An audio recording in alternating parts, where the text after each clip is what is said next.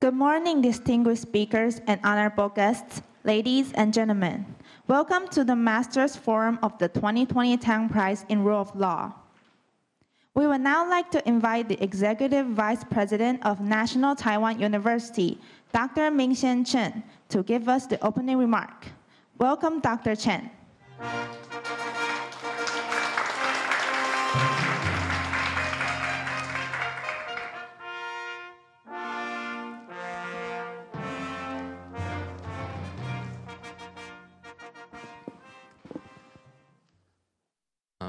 Professor Ye, and Dean Chen, and dear colleagues, ladies and gentlemen.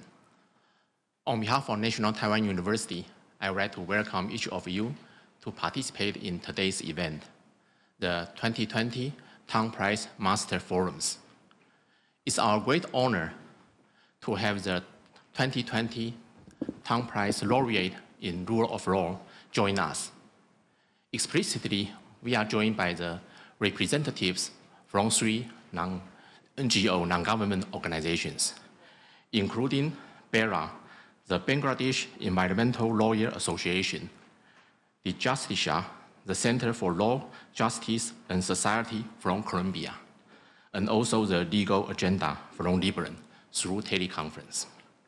And they will be sharing with us their valuable accomplishments as active practitioners and advocates, reinforced by solid academic research and training in their areas. It is noted that these three NGOs are from different areas of the world, where the foundation of rule of law are faced with severe challenges.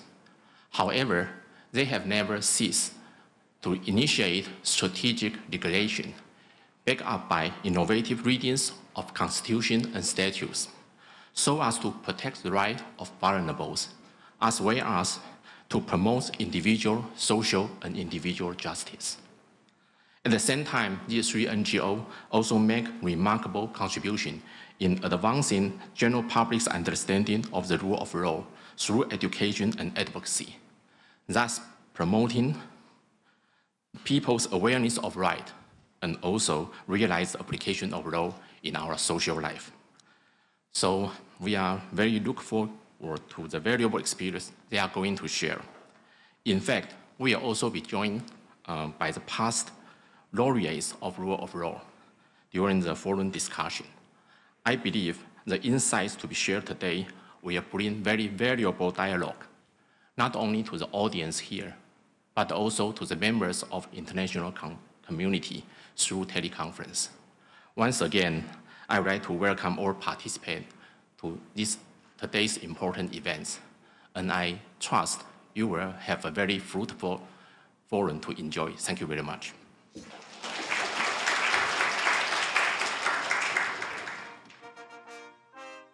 Thank you, Dr. Chen. We will now take a group photo. Please remain seated and allow our photographer to take a group photo from the stage.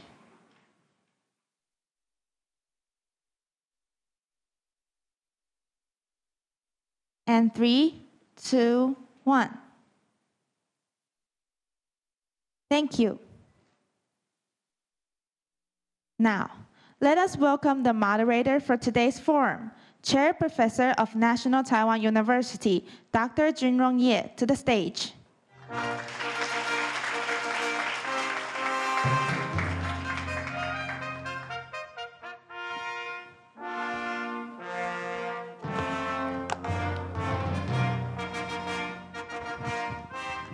As a reminder for our online viewers, if you have any questions throughout the forum, please click on the Slido link below the live stream channel to submit your questions.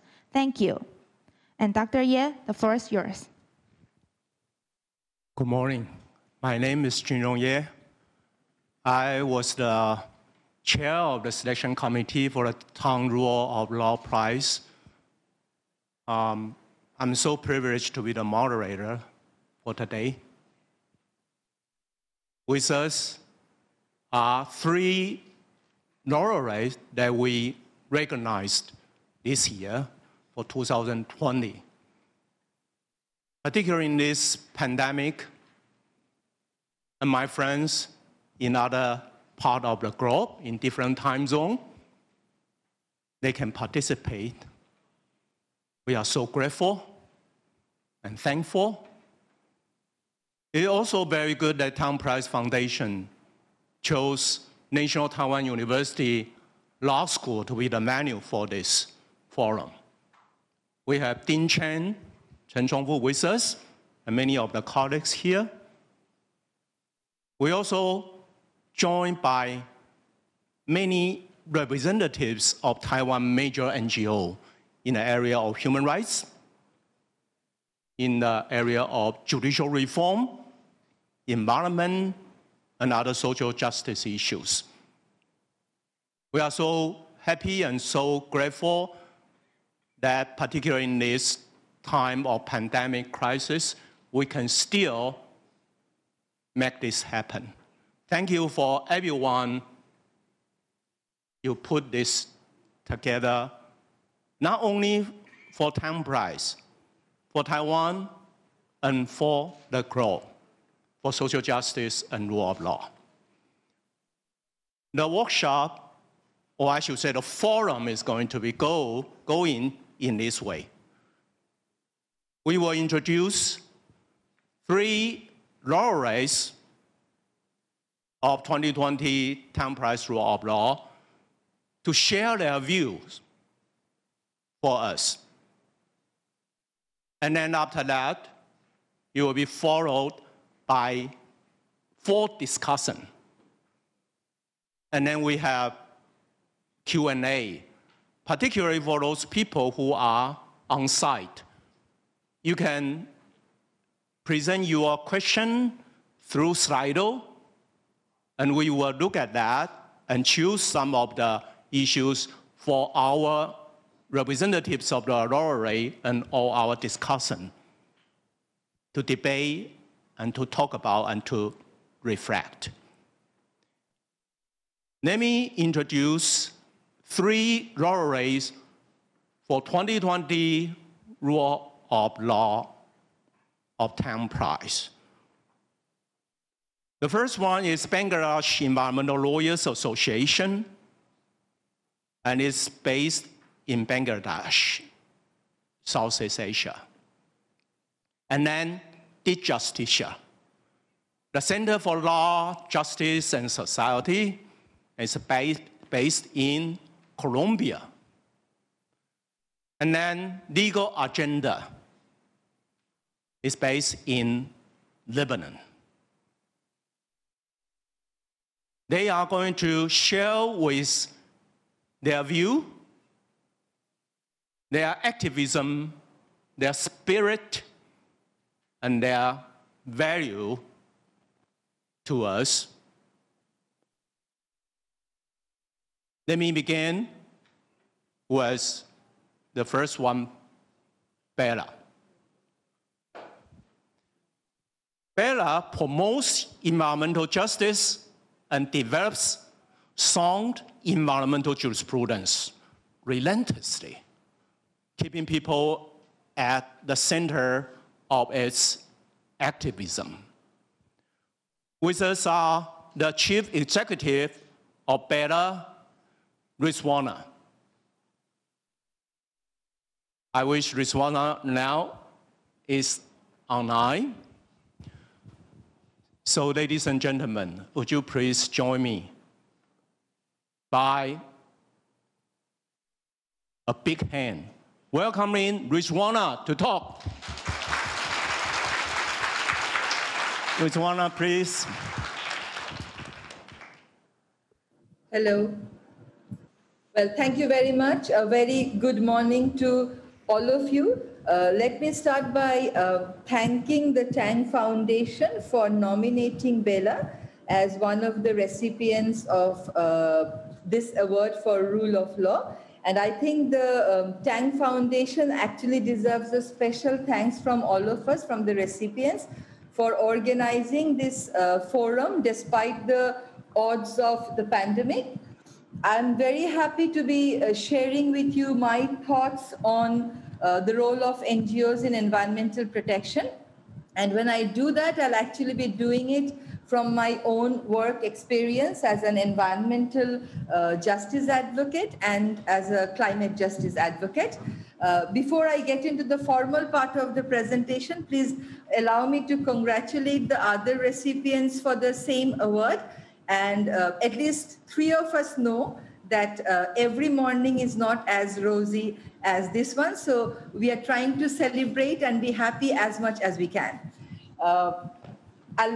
I'll first try to introduce to you all my country a bit. So Bangladesh, as has already been said, is a South Asian country. It is the largest river delta of the world. It is the 8th most populated country of the world. Per capita land availability, however, is one of the smallest in the world.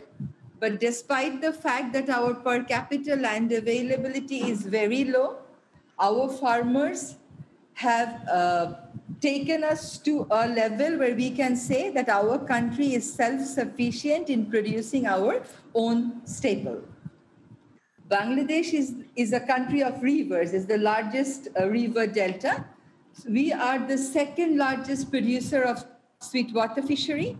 We host the largest mangrove forest of the world. It is called the Sundarbans. And because we have the Sundarbans in Bangladesh, we have the Royal Bengal tigers also in Bangladesh. Unfortunately, it's actually becoming very threatened globally.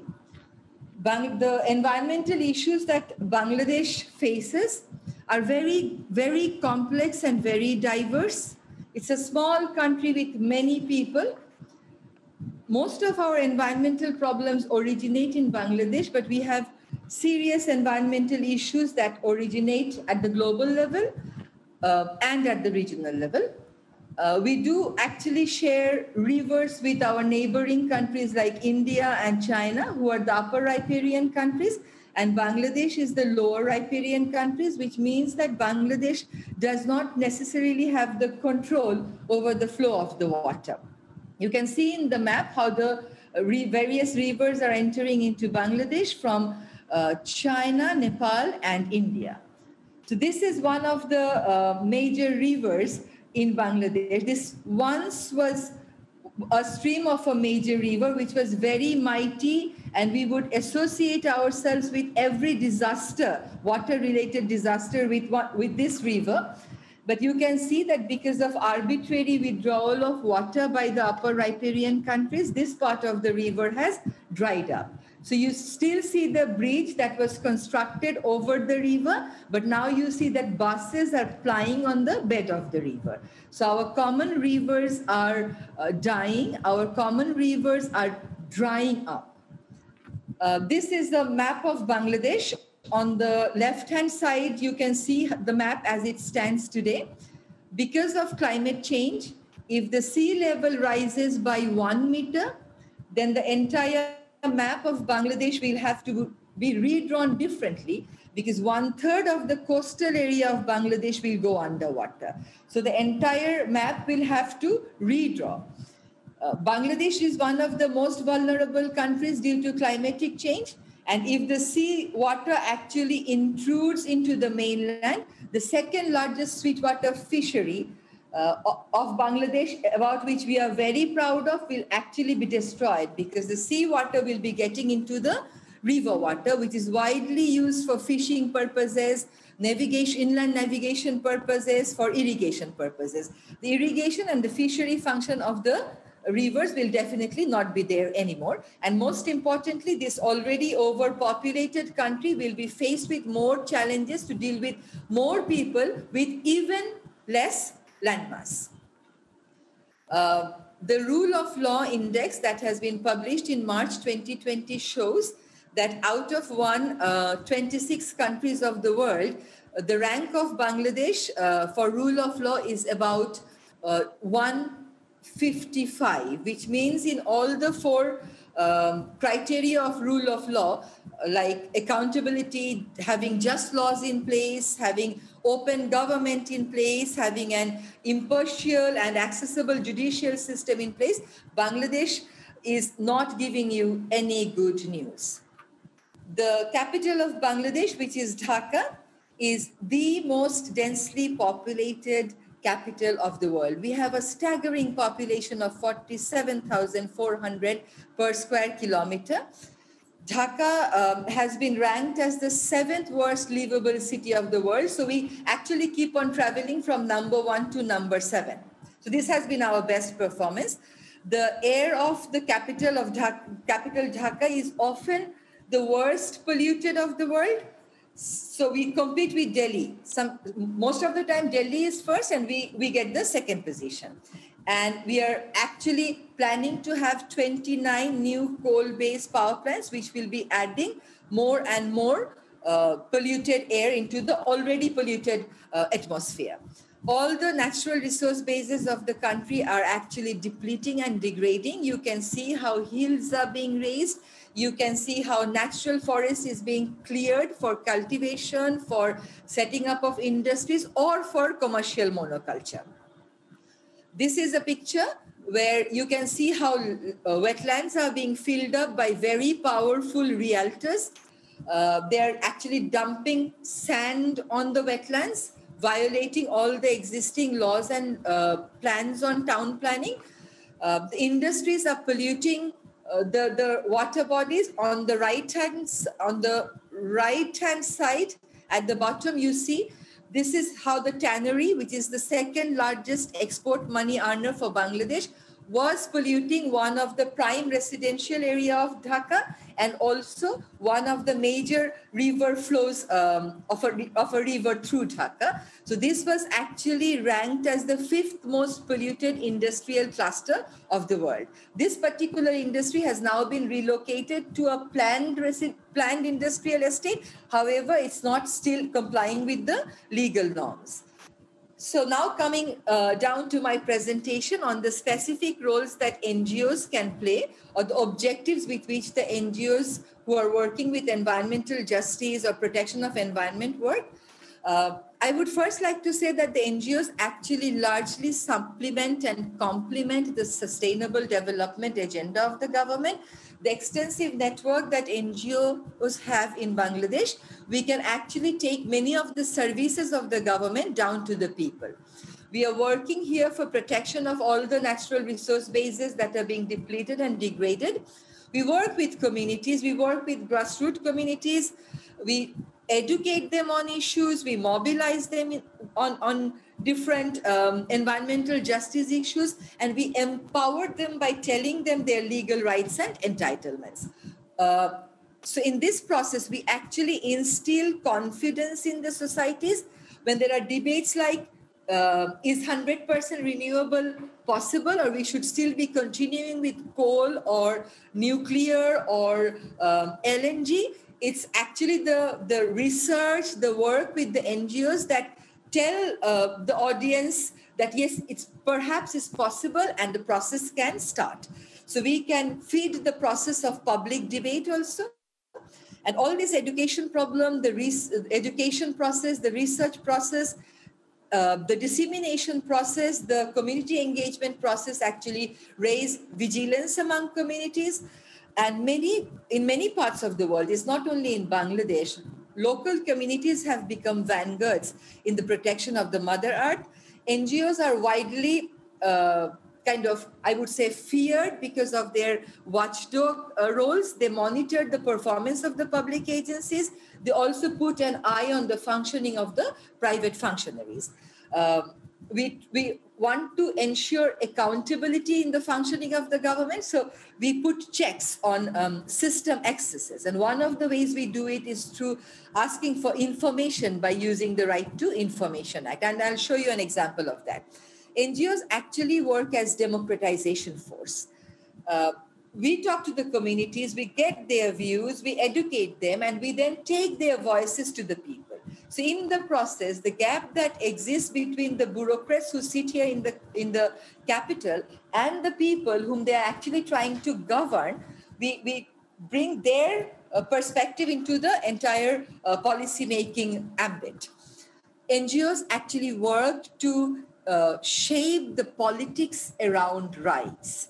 So we are rights advocates, and our agenda is actually highly political. I'm not saying partisan, it's highly political.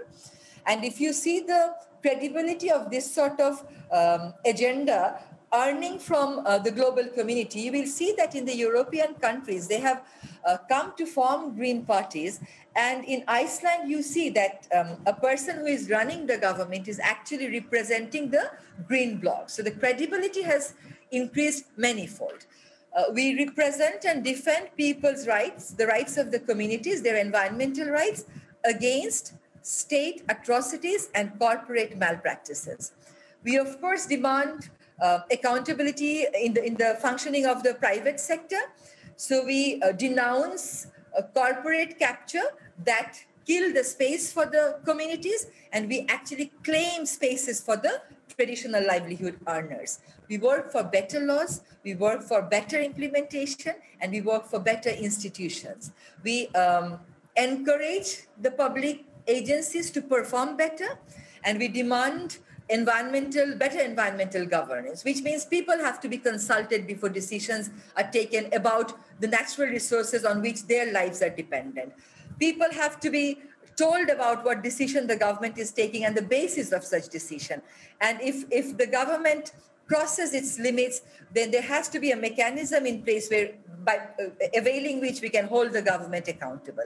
We promote sustainable alternatives, and all these roles played by the NGOs actually help the government in fulfilling, help the governments in fulfilling their responsibilities as laid down in Principle 11 of the Rio Declaration, that want the governments to enact effective environmental laws, to set environmental standards, to set management objectives and priorities. I would say that the work of environmental NGOs is very value-centric, and this value can be anthropocentric, like putting people at the center. It can be ecocentric, like putting natural resources, environment, ecosystem at the center. And this has actually led to defining values in the society. At the moment, Bangladesh is very worried because one of our city mayors has decided to take off all the stray dogs from one part of the capital and relocate them somewhere else because he considers them nuisance. And we can see that the youngsters coming out in protest and saying that it's not only human right that you have to respect, it's also rights of the animal. So this sort of activities of the NGOs actually question many atrocious behaviors of human beings who consider themselves to be superior. And they also have the beauty of, instigating compassion in the society. NGOs are not only value-centric, they're also process-oriented. One thing that I would like to flag here is when we challenge action, we don't really challenge an individual or a particular agency. What we target is system. And what we target is system change. And with globalization and pandemic, the dynamism of environmental NGOs are rapidly changing. We have to denounce the false practices like GMO. GMO can genetically modified food, genetically modified seed can be solution to all your food problem. We have to denounce this sort of positions. These are some pictures where you can see that we are organizing the communities against industrial pollution. If you see the woman there, she lost her son who was working in the shipbreaking industry because of the reckless operation of the shipbreaking industry. Her son died. So we worked to get compensation for her for the death of her son. Here you see that we first applied, the first application under the Right to Information law in Bangladesh was made by our organization. We asked for information about a building which has been developed right in the middle of a wetland by the Bangladesh Garments Manufacturer and Exporters Association, which is very powerful. An entity is the largest export earner. But they constructed a building without an approval and they constructed it on the wetland. The other picture that you see is where we challenged the faulty environmental impact assessment of a coal-based power plant, which the government is building up right by the site of the largest mangrove of the world, which is called the Sundarbans. So we have raised voice against a world free from plastic. We have denounced the activities of the European government and European business people in sending their toxic-laden vessels on our beaches. And we are demanding food that will be safe from pesticides, herbicides like glyphosate, which has been proven to be carcinogenic. This is the picture of shipbreaking. You see the entire vessel that's dismantled by 250 malnourished workers of Bangladesh, all manually, in no mechanized way. And here you see the BGMEA building, which has finally been declared illegal by the government, by the court. So this building will have to be torn down. We have many challenges, the NGOs. The state at times considers the NGOs as opponent.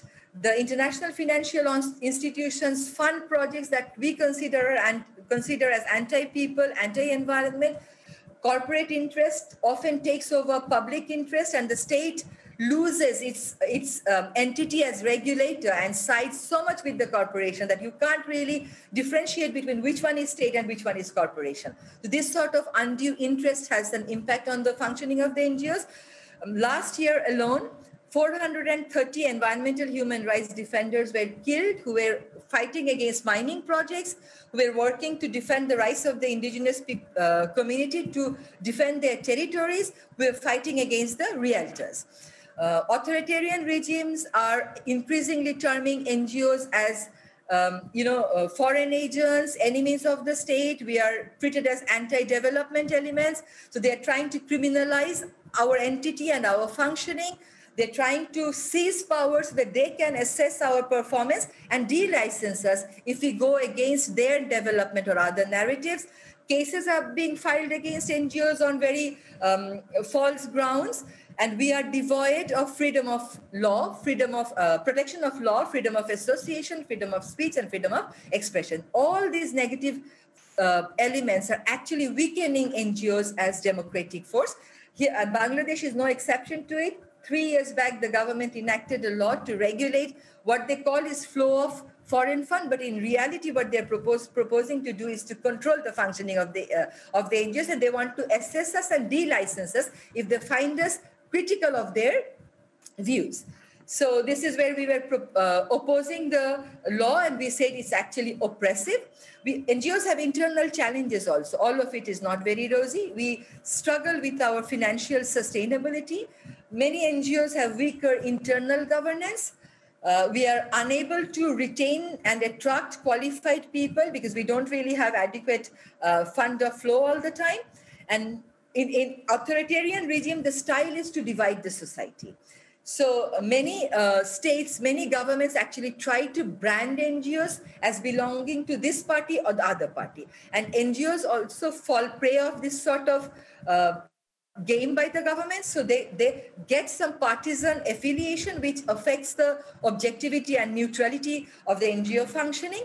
But recognition from Tang Foundation actually helps us in gaining credibility, in outreaching more people, in our struggle for attaining sustainability. So we demand that all barriers that are there against free functioning of NGOs must be removed if the governments are committed to their promises to uphold democracy, sustainable development, and intergenerational equity. We all have to unite ourselves to mobilize the communities, to resist activities that are damaging to ecosystem and nature, and we have to transform the society for a much better world. Thank you so much.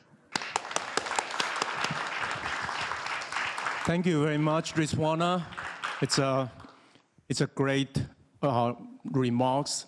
I was pretty touched by a deeper understanding of the environmental degradation and issues there, and what kind of work your group have done. We all know that if you want to get the worst air quality, go to Dhaka. If you want to see the most populated area, go there. You want to experience the tension of human development and environment, go there. In Bangladesh, maybe environment is not a luxury. Environment is life. People are losing their life, are losing their health because of the environmental degradation. But a group of lawyers, they got together and they take the challenge. They want to make a change. They are lawyers through legal means. But the backdrop, the institution, legal infrastructure are much need to be improved. So they are in a very challenging time. Thank you, Rizwana, for this sharing. Let's move to the second laureate for Tang Prize in Rule of Law, and that is Justicia. We are from Southeast Asia and across the Pacific to Colombia. Justicia takes a distinctive, ambiguous approach that effectively combines vigorous academic research with energetic social action and litigation in a broad range of themes. Justicia is represented by two persons that are with us today. The first one is Vivian. Vivian is the executive director of Justicia. And Rodrigo, he was the co-founder of Justicia. Together, they are going to share with us their view about Justicia's work and the challenges they are facing. Vivian and Rodrigo, please, let's give them a big applause.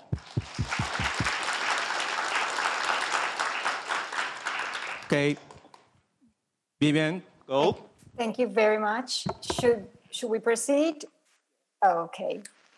Let me just start by saying that we don't have such a good presentation of Colombia because we don't have that much time since we're sharing with my colleague Rodrigo, but we can provide it if any one of you over there are interested. We can provide us a brief introduction to the situation of Colombia, the political and environmental situation also of Colombia and Latin America, if it's of good use for you down there. So let me just say, as it was mentioned before, that it is a big thank that we have to give Tang Prize for co-laureating the collective effort of the Justicia. We are honored to receive from Taiwan a prize named after the Tang dynasty, representing a golden age of civil and academic government in Chinese history that is filled with the values that we share, with flexibility, openness, tolerance, meritocracy, and knowledge-based decisions. We're also very humbled to share the prize with the previous laureates that we deeply admire, some of which are today with us because they represent a perspective of the rule of law that transcends formalisms and concentrates in material justice, in liberalism and equality. And thanks finally to our Taiwanese colleagues and friends with whom I hope we're starting to have a long and lasting, fruitful relationship. To approach the subject of the Justicia as a contemporary non-governmental organization and the rule of law, my colleague Rodrigo and I will divide our plan in three parts. First, what is a non-governmental organization and how does an NGO differ from other private initiatives in civil society? Second, what is the concept for rule of law in which NGOs of contemporary civil society are involved, and how does the Justicia conceive it as a tool for change, for social change? And third part, challenges of the past and the future for NGOs like the Justicia. So the first part, what is it, a non-governmental organization? It can be defined as a not-for-profit collective entity that is independent from the government in terms of public funds, public services, or public function. This is a broad concept, but it leads us to many private collective entities that have enormous diversity, and they are created for many common purposes. But these purposes can be in turn divided into two. First, when they address incidentally or indirectly government to attend specific interests of their own members. Or second, when they are born from civil society in order to deal with general citizen concerns beyond the needs of the creators, beyond the personal interests of the members or the founders. Their purposes require a permanent relationship with the government because this is the way to fulfill their mission. But at the same time, they need to be distinct and separate from government, hence this non-governmental character. The permanent relationship of civil society with government can be either to follow the direction established by power or to question it. Many private organizations founded by different corporations or by philanthropic purposes follow what is happening, follow the status quo, and give relief, for example, to poverty without even asking if there is injustice beneath this poverty. Other organizations prefer to address the roots of injustice that governments frequently ignore in issues such as the low redistribution of wealth, the violation of rights of vulnerable populations, and conflicts around territories and natural resources.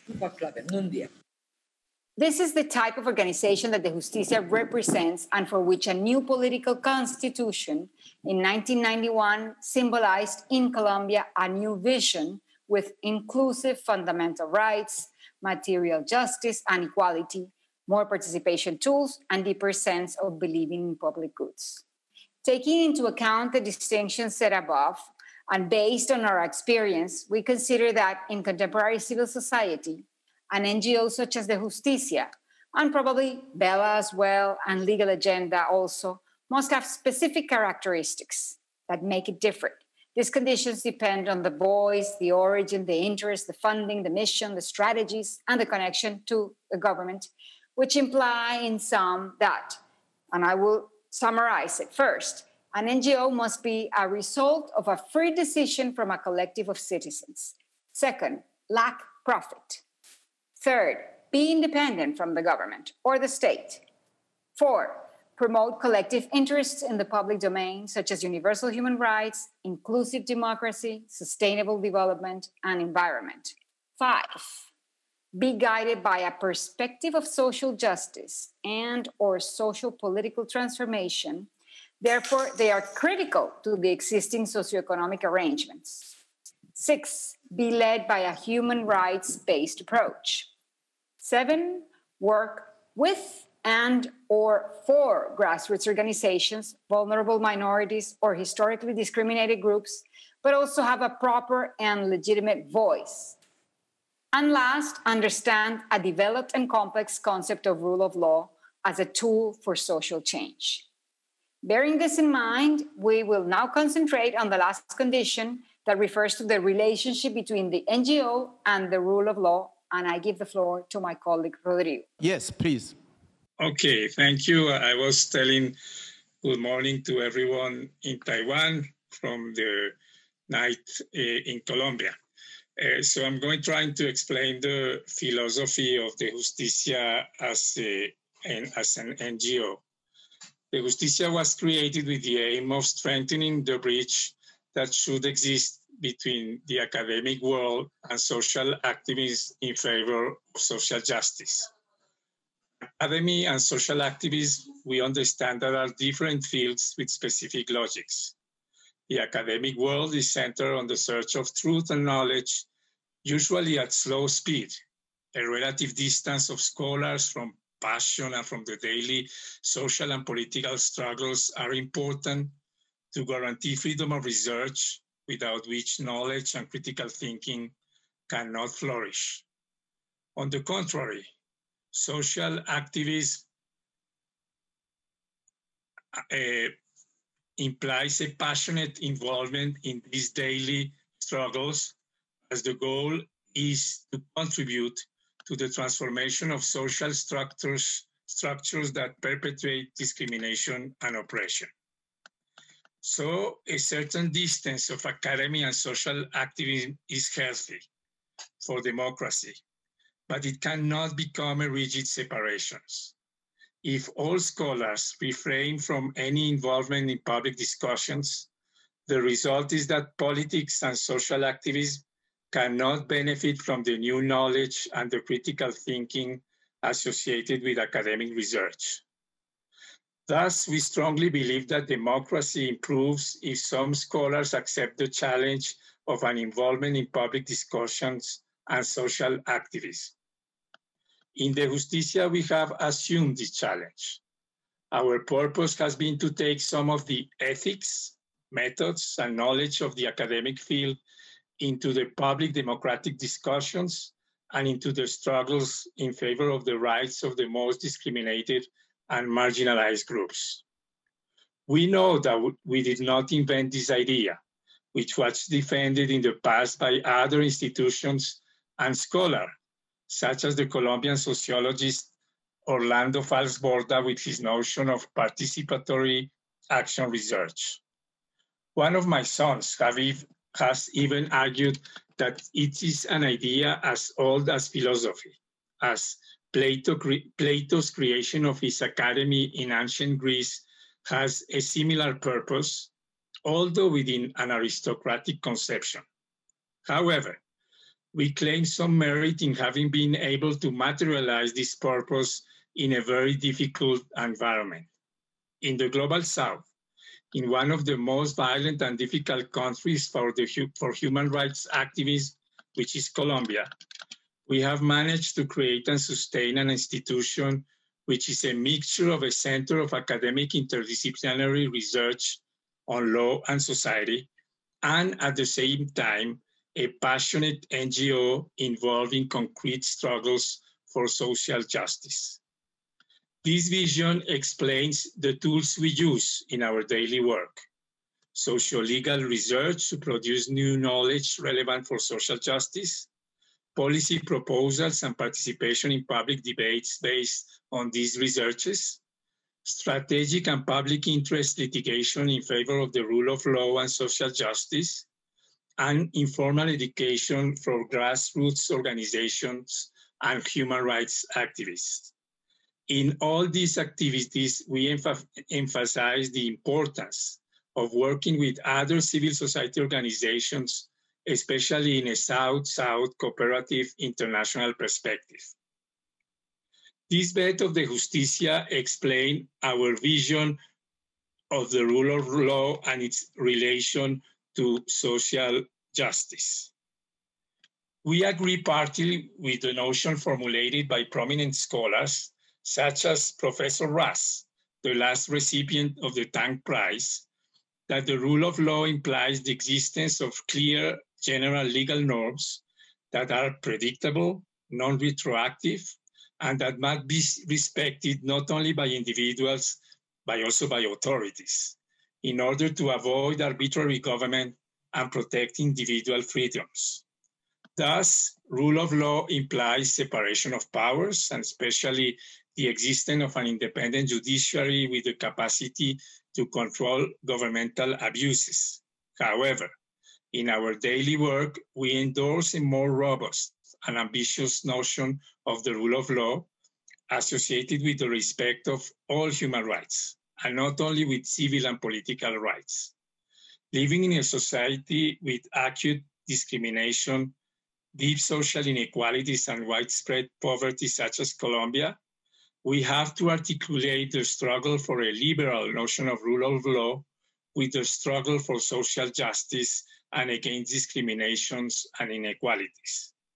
For us, the rule of law incorporates also social and cultural rights and social justice, and can be summarized in the beautiful words of the preamble of the Universal Declaration of Human Rights: a world in which human beings shall enjoy freedoms of speech and belief and freedom from fear and want. And this implies a lot of challenges that Vivian is going to deal with. Vivian? Thank you, Rodrigo. I'm glad you could have the microphone finally. So just to end our intervention, I will share three challenges that we have faced in the past using our methodology and the philosophy that Rodrigo explained to confront the deficits of the rule of law in Colombia and Latin America. The first one is the recognition of ethnic rights and equality of opportunities in Colombian society and the setting of a precedent for Black communities. For 8 years, the Justicia guided and supported a legal action for the recognition of a collective property that led to the first judicial decision that reaffirms the importance of Afro communities in 2 islands of the Caribbean and their access to territory since slavery, maintaining the culture and the bond within hundreds of families in that Afro community. The second challenge that we faced in the past that I want to share is a careful litigation strategy with the NGO that works for LGBT rights that contributed to offer legal equality for same-sex couples so that now they can marry, they can adopt, and they can have social protection exactly as heterosexual couples, also contributing to change the approach of the Colombian society towards its historically discriminated group of people. And the third challenge is the Justicia's integral participation in favor of the peace process that finalized with the 2016 peace agreement and the end of more than 50 years of internal conflict between the Colombian government and the left-wing FARC guerrilla, which is now under the framework of a peace implementation.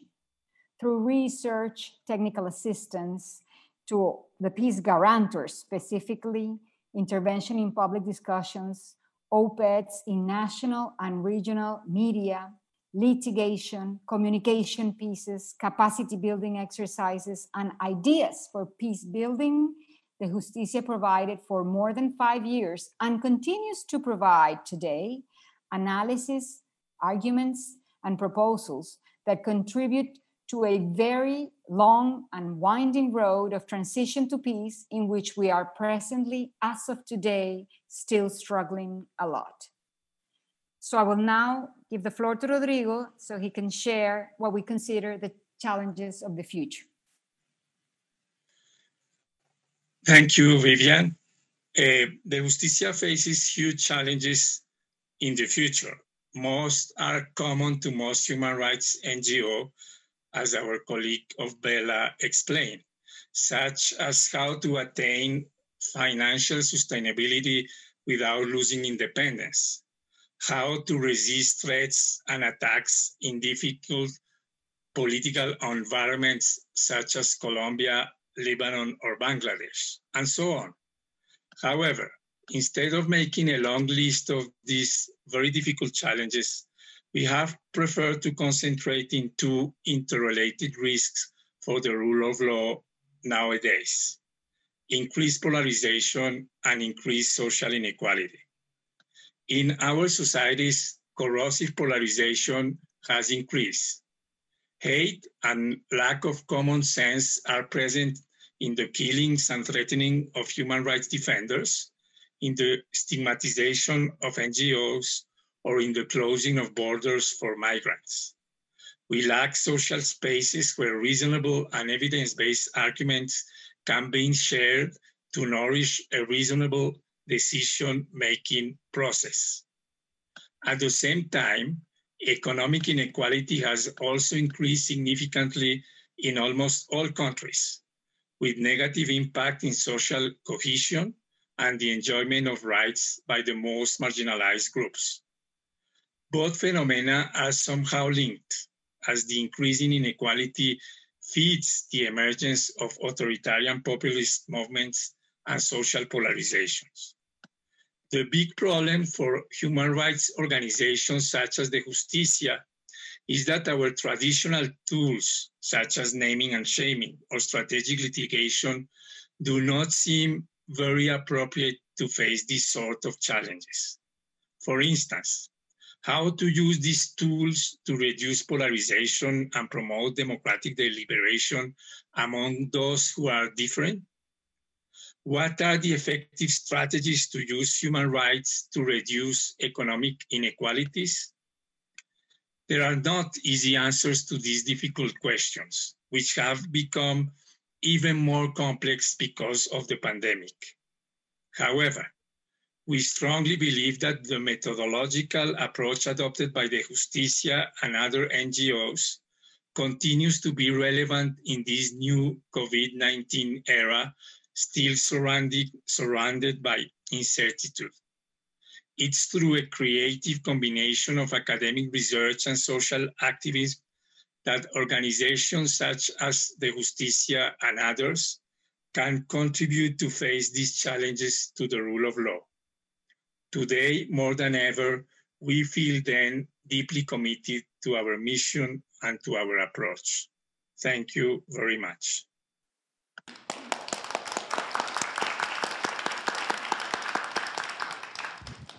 Thank you very much, Rodrigo and Vivian, for this very insightful presentation that was really sort of revealing lots of achievements and hardship and challenging conditions for the promotion of rule of law in Colombia. I think we all know that Colombia is politically and constitutionally very dynamic state. So working there through the means of law means a lot to the society. The Justicia took a very holistic approach. So their issue, the issue they take care of, including same-sex marriage, environment, social justice, peace, all kinds of issues, all through the means of law. And they are facing also lots of challenges, needless to know. Thank you again, Rodrigo and Vivian, for your great contribution to the forum. Our last but not the least laureate for the Tang Prize in Rule of Law is legal agenda. So we crossed the Pacific Ocean, and then we crossed the Atlantic Ocean and overflow Africa, Europe, and into Lebanon. And again, Lebanon is a very politically dynamic state and society. And maybe everybody remember only not long ago there was an explosion and suffer a lot of casualties.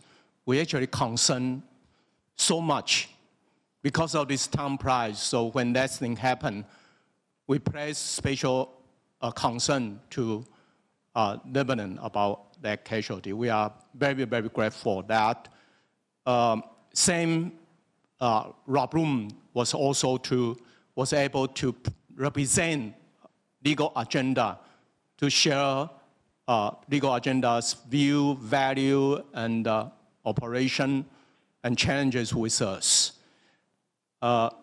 Samer is the co-founder and current the board member of the legal agenda. Samer, good. So, are you ready? Yes, please, please. Thank you very much. Thank you very much. Good morning, everybody. It's very early in Beirut, actually, so I'm sorry if I look a little bit tired, but I'm very happy to be here with you today.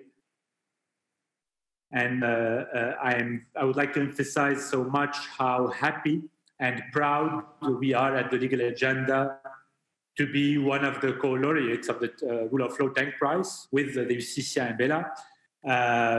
The Tang Prize comes as a big, huge support and boost to us in our fights for the rule of law, not only in Lebanon, but also in the Arab region, especially in the current very difficult conditions in Lebanon and the region, economically, socially, but also on many other levels. I have to speak today about the role of, starting from the example of Legal Agenda, I have to speak about the role of civil society in promoting judicial reforms. and that's what I will do, but I will just like to specify the agenda. We also work on other issues like socioeconomic inequalities, public spaces, individual rights, not only judicial reforms, even if judicial reforms is maybe our main or one of our main programs and activities in Lebanon, Tunisia, and other Arab countries. So in the first place, why civil society? Why do civil society organizations have to promote themselves judicial reforms? So to be able to answer this question, I will make a little introduction about Lebanon mainly, but Lebanon shares a lot of similarities with other Arab countries we work in. And then I'll explain why we need, as a civil society organization, to work on judicial reform. So basically, Lebanon, as some of you may know, Lebanon is a small country on the eastern shores of the Mediterranean Sea in the Middle East. It is known for its religious pluralism and for its power-sharing political system between different religious communities. So we have a political system in Lebanon where religious equality is guaranteed, while other individual rights are many times sacrificed, and while huge socioeconomic inequalities persist. So religious equality coexists with socioeconomic and inequalities, huge socioeconomic inequalities and lack of respect of individual rights. So the main characteristic of our current legal system is that we have a former legal system, a republic, a parliamentarian republic with a separation of power, parliament, executive, judiciary, etc. Like other Arab countries, it's the same situation. But on the ground, in the actual political life, things are not working at all as they should in a republic, in a parliamentarian system. So basically, we don't have a real separation of powers, we don't have checks and balances, and especially for us today, we don't have a real independent judiciary. So we really have like two parallel legal universes. One where we talk about the parliamentarian republic, the constitution, the independence of the judiciary, and the other where the judiciary is working under permanent interventions from political and religious interventions on a daily basis.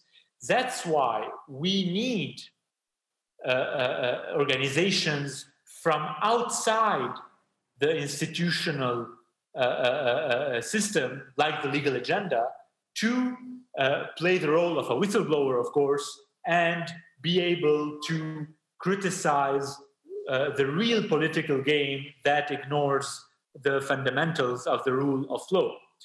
Second reason why we have to, as a civil society organization, where we have to play an active role in promoting judicial reform, is that in Lebanon and most, maybe all Arab countries, we have governments and executive powers and legislative powers that are paralyzed by many times corruption, by the lack of political will, and by the lack of political means also.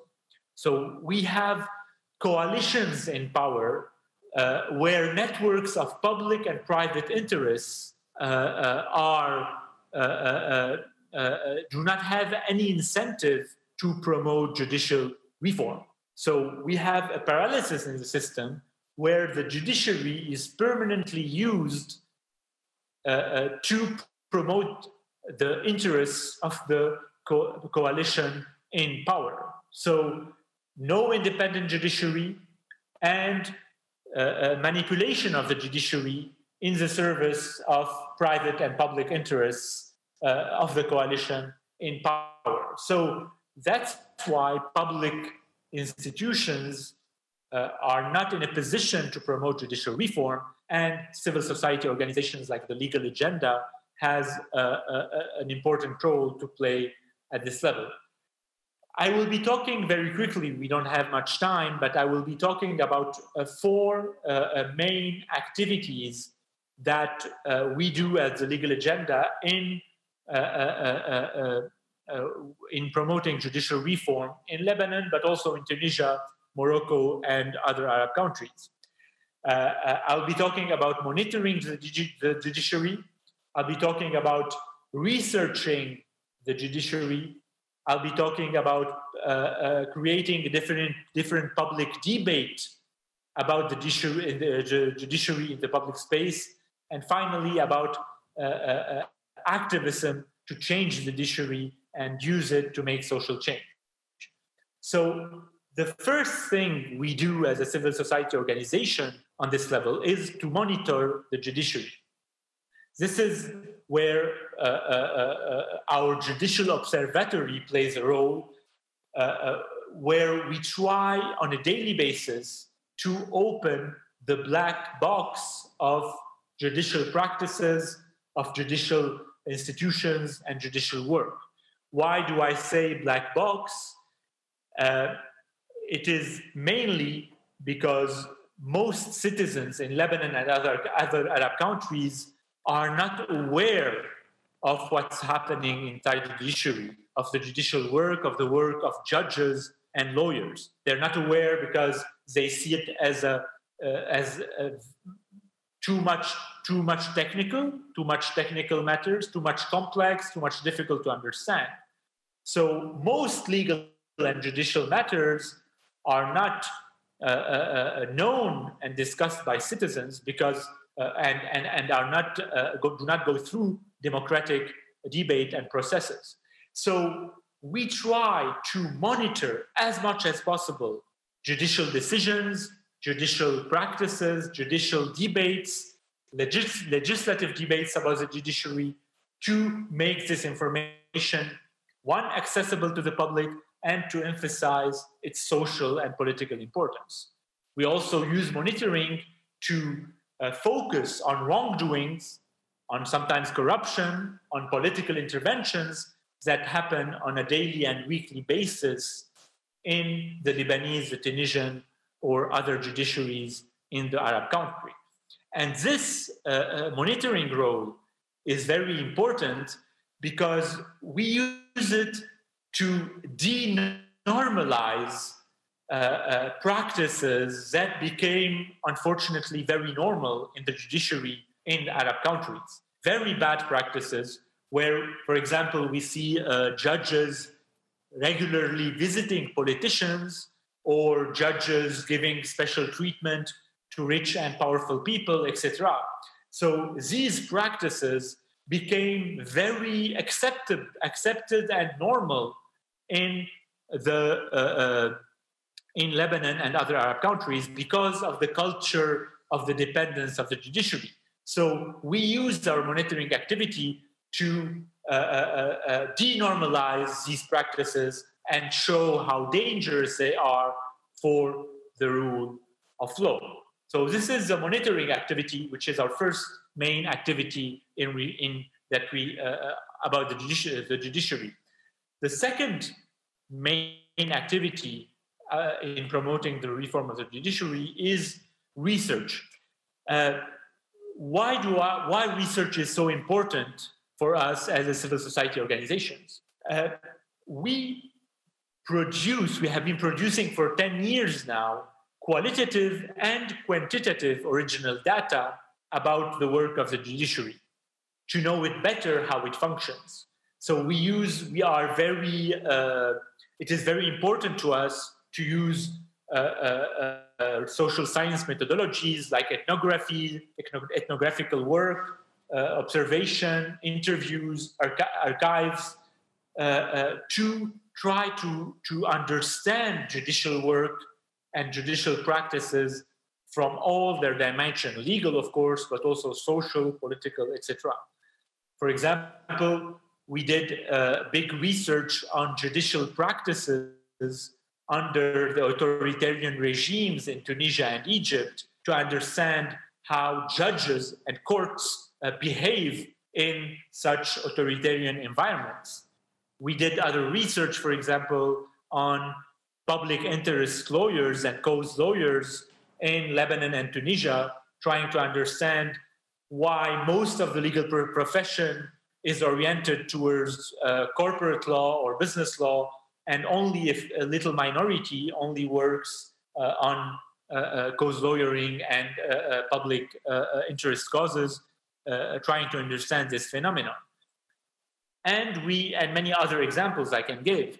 So, of course, normally it's universities who are supposed to do this work, but in our region, law schools and universities are often drowning in legal technicalities without any critical approach about judicial and legal phenomena. So we try to compensate and to complement that research with, while using critical theoretical tools, also to better understand how the judiciary really works on the ground. So this is research, our second activity. The third one, role we play in promoting judicial reform is creating another kind of public debate about the judiciary in the public spaces in Lebanon, Tunisia, Morocco, in Arab countries where there's enough pluralism and at least democratic environment to allow some public debate, which isn't the case of all Arab countries, of course. So we use our magazine, our website, our social media tools to encourage debate, social debate, public debate about relevant judicial and legal issues, to make them understandable with all the implication and their dimensions for everybody. So we try to not let the ruling coalition in our countries determine what should be discussed in the public space and what should not be discussed. We try to impose our own issues that we think are very important for the rule of law, to create a counter narrative about rights issues to that of the coalition in power. So this public debate component is extremely important, because we have been also feeding mainstream media with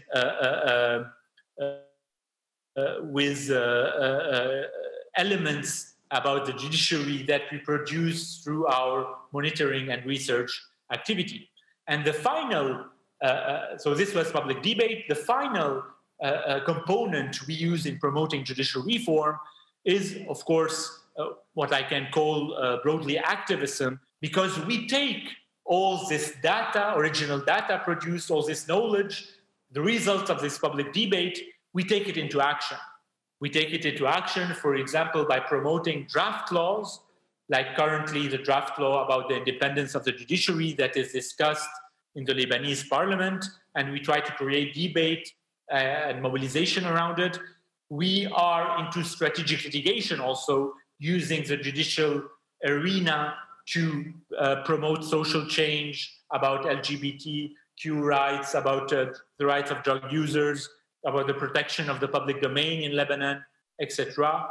And we use all this data and this knowledge to give intellectual tools to other social mobilizations in Lebanon, so they can use them in their own work on promoting specific rights or specific reforms in their own sectors. And we try through all this to change the normative and professional environments of judges and lawyers and law schools in Arab countries, because we think that this normative environment in which students, lawyers, and judges work is very important to change how the judiciary work in our region. So my time is up. So this is very quickly a very brief overview of the role we try to play as a civil society organization in promoting the judiciary, basically building bridges between knowledge production about law and judiciary and activism, and bridges between activists and legal professionals, and trying to build and foster a strong counter coalition in favor of judicial independence, judicial transparency, and in favor of the rule of law in Lebanon and Tunisia and other Arab countries, which is also a very difficult objective to achieve in the current political situation in the region. But the Tang Prize today is certainly a very valuable asset on that road and in this fight. Thank you very much. Thank you very much, Summer. Well, I was very struck by that monitoring, research, and robust public debate and that kind of work, particularly that research. Research is a rock to the social activism of legal agenda. The research they do, they compile data and argue for that and spread, and this is wonderful. Not only in Lebanon, but it has spread to the Arab world on the topic of, but not limited to, judicial reform. Thank you very much for the representatives of these three laureates for 2020 Tang Prize Rule of Law. You know, in terms of rule of law achievements, someone could be a judge who make decisive decision, committed himself or herself in the judicial ruling. Could be the incumbent president, could be the mayor, could be ministers, could be commissioners of Human Rights Commission, could be any government official, could be a professor, could be professor come up with scholarly work, a tremendous impact to the society. Could be someone who involved in international mechanism, try to do things, push forward things in the international scales. Yes, over the years, Tang Prize in Rule of Law has chosen some of the laureates in the past, including in year 2014, Albie Sachs. He was here making speech, talking to people like a star, and was very, very energetic and very convincing in many ways. We also have Louise Arbour. She was one of the founders of the International Criminal Justice, was chosen in year 2016. In year 2018, the Tang Prize Rule of Law goes to Joseph Ratz for his contribution in jurisprudence, in mega theory that caused a tremendous impact to our legal world. This year is very different because in the past, we have different category of people who make great contribution in the area of rule of law. But rule of law is such a big thing, it takes different form to implement that. 3 institutions has been chosen at this time. We have our previous recipient of the Tang Prize laureate to talk to us. Albie is from South Africa. Arbour from Canada. They are not online, but we have arranged this. Our executive director, Chen Zhenchuan, was so considerate. He found this is one of the that's the way to recognize the achievements and importance of this year's recipient. Ladies and gentlemen, we have the privilege to listen to our beloved Albie and Louis with their remarks. Please show the clip. I'm going to do something very bold. I'm going to try and use rule of law principles in relation to the English language, because there's a phrase that's so pertinent now, so appropriate, and it's so ugly. It's powerful, and it says to kill 3 birds with 1 stone. I hate that idea of killing birds to make a point, so I'm going to change it. What the Tang Prize Foundation has done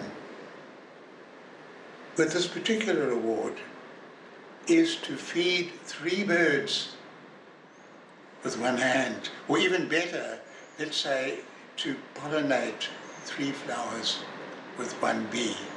That's what you've done. And it fills my heart with a sense of joy and pleasure and pride to see that the prize this year is going to 3 organizations working closely with people on the ground, doing wonderful work. Point number 1, the first flower. The rule of law is so dependent on collective work. And the idea of giving the award to 1 great judge, 1 great legal philosopher, 1 great legal thinker, that's fine. But somehow there's something inadequate about that. It's the people teeming on the ground in all the different countries of the world, working collectively, the people in the different offices working collectively, the people doing the research. It's the whole combination of people involved in the processes of law that need to be acknowledged and recognized. So, Tang Prize Foundation, congratulations on spreading the scope of the award to acknowledge the collaborative aspect that's so central to the rule of law. Secondly, the NGOs, they play such a significant role. They are the interface between the lofty ideas of the law, the pronouncements, the legislation, the court decisions that are so important in providing a certain core morality, political morality, for all the different countries and the people on the ground most affected, the people who need the rule of law the most. They don't have the money, they don't have the political connections, they don't have the power. All they have is a claim for justice through the rule of law, and they get together through NGOs, not dependent on government, not necessarily hostile to government, but outside of the political structures, working often with the political structures to bring about change and to make sure ordinary people are represented in the areas where the law is being determined and being applied. And thirdly, by giving the award to NGOs in this way, you can reach out to different countries, people working in different areas. Colombia, Spanish-speaking, the Lebanon, Bangladesh, each one doing wonderful work, and they represent so many other NGOs in so many different parts of the world. And I'd like to mention a story of how valuable, to me, sitting on the bench, on the Constitutional Court of South Africa, the role of NGOs was, and I'm sure all the other recipients of the award can testify, those who've been judges, to exactly the same thing. We had a huge problem in our country with the rights of people to have access to antiretrovirals when the HIV pandemic was hitting us so hard, and tens and tens of thousands of people were dying because they didn't have access to ARVs. And we had 2 great NGOs in South Africa, the Treatment Action Campaign, representing people living with the virus, campaigning for the right of access, and the AIDS Law Project. And they got together, they brought a case to our court. When it was heard, the court was packed with people wearing T-shirts saying HIV positive. It humanized the issue. It made it real. It put human dignity at the core of the legal process, not just manipulation of words and concepts and ideas, but vindicating the fundamental rights of human beings. We're made to feel that at all times, and the Constitution backed us up. We were able to use the Constitution to vindicate the rights, to ensure that antiretrovirals were made available, and it transformed our country. What was becoming a pandemic that seemed to be irreversible was under control, and the country breathed again. The dignity of people was being supported and vindicated through the rule of law. There are several issues that I would like to share with you today as you engage in this conversation about the role of civil society in the development of the rule of law. The first one is the importance of civil society actors, NGOs, participating in litigation domestically. This could be done by initiating court cases, or, as was the case in Canada, particularly when I was on the bench, by NGOs intervening in ongoing litigation to advance a much broader interest than the immediate interest of the parties. This, I think, has been critical in the development of Canadian jurisprudence, particularly on human rights, environmental, indigenous rights issues, and I think it should be encouraged and indeed promoted. The other issues I want to raise are more in the international venue. The first one, I think, is the now very difficult issue of foreign funding for NGOs.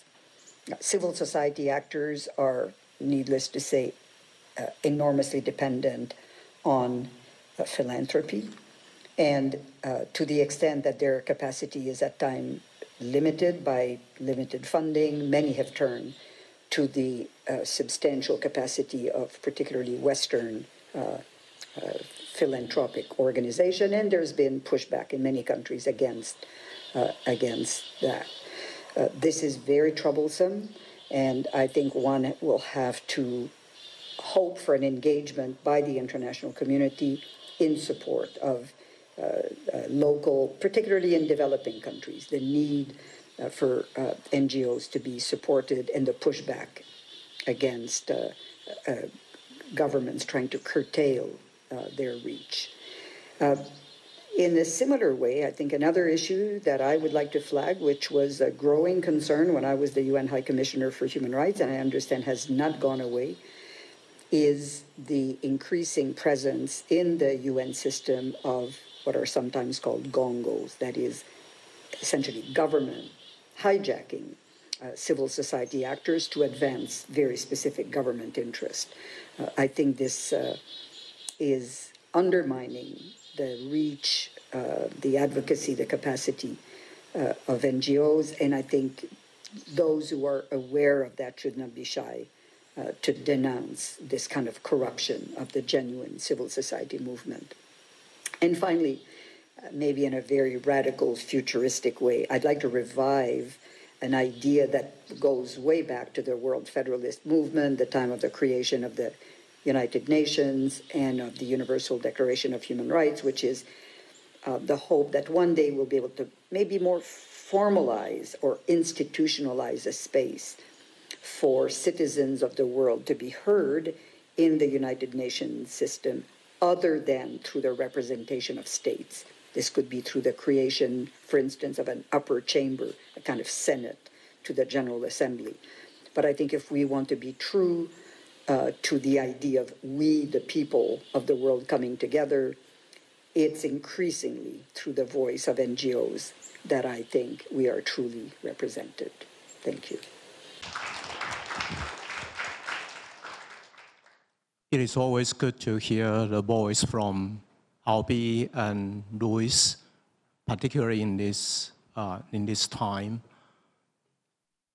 They have set an example of how they can contribute to the world through legal means. And for lawyers and for people in the area of law, they are all models, but they took a very different role. They dare to challenge the challenging condition and dare to promote the value that they hold true and the mission they are committed to. Now, we are going to invite the representatives of some local NGOs to the platform. Let's welcome them.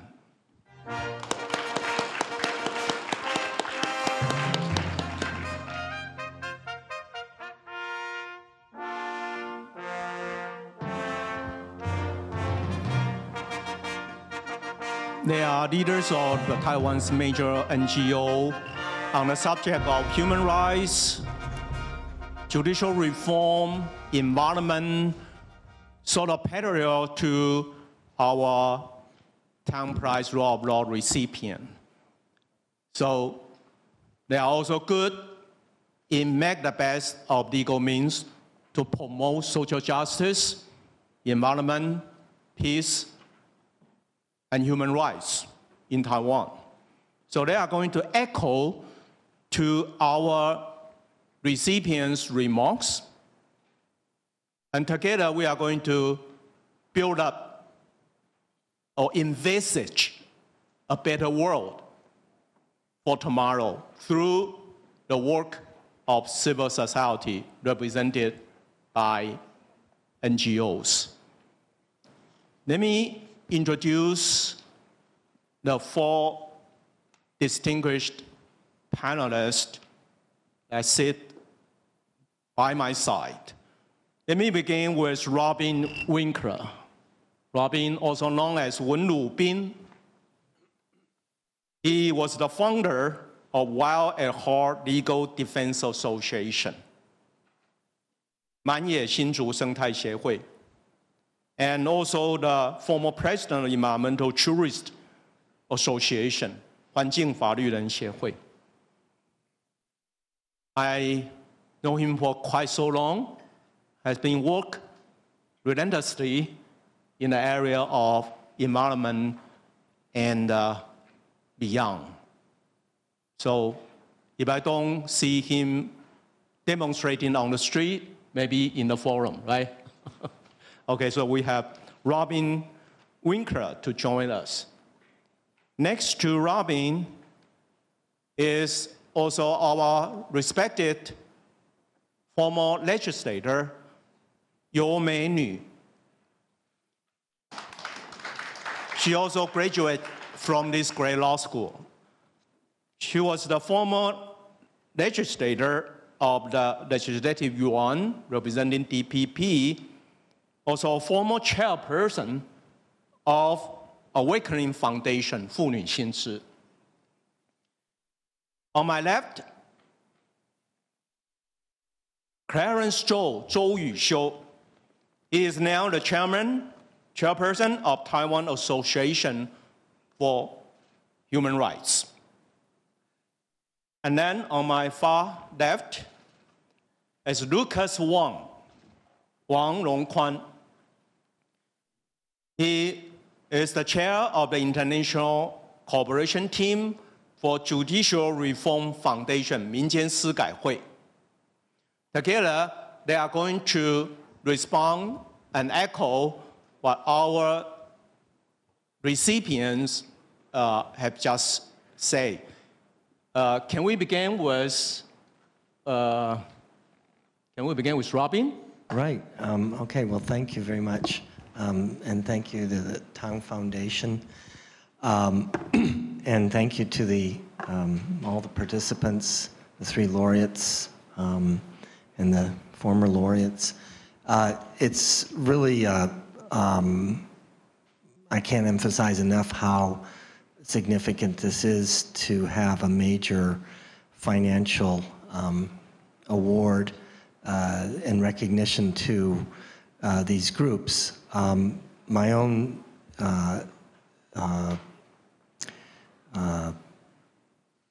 activity is probably most aligned with Bela, and I was reminded that perhaps I would speak to some of their activities and on that.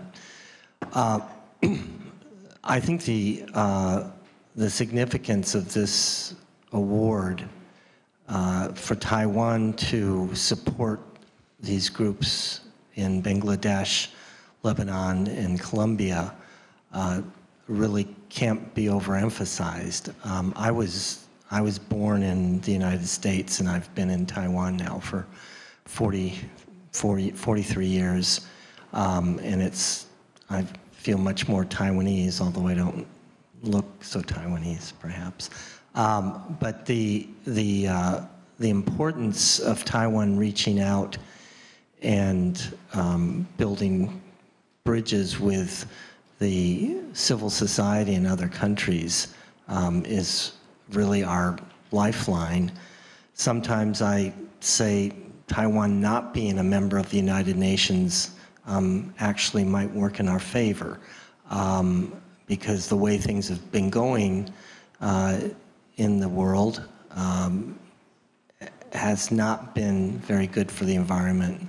It's not been so good for rule of law and for social justice. So I think that Taiwan has an opportunity to sort of break from the mold, and it's done, this Tang Prize has done this, I think, with its award to the three organizations. Taiwan shares a lot of, I think,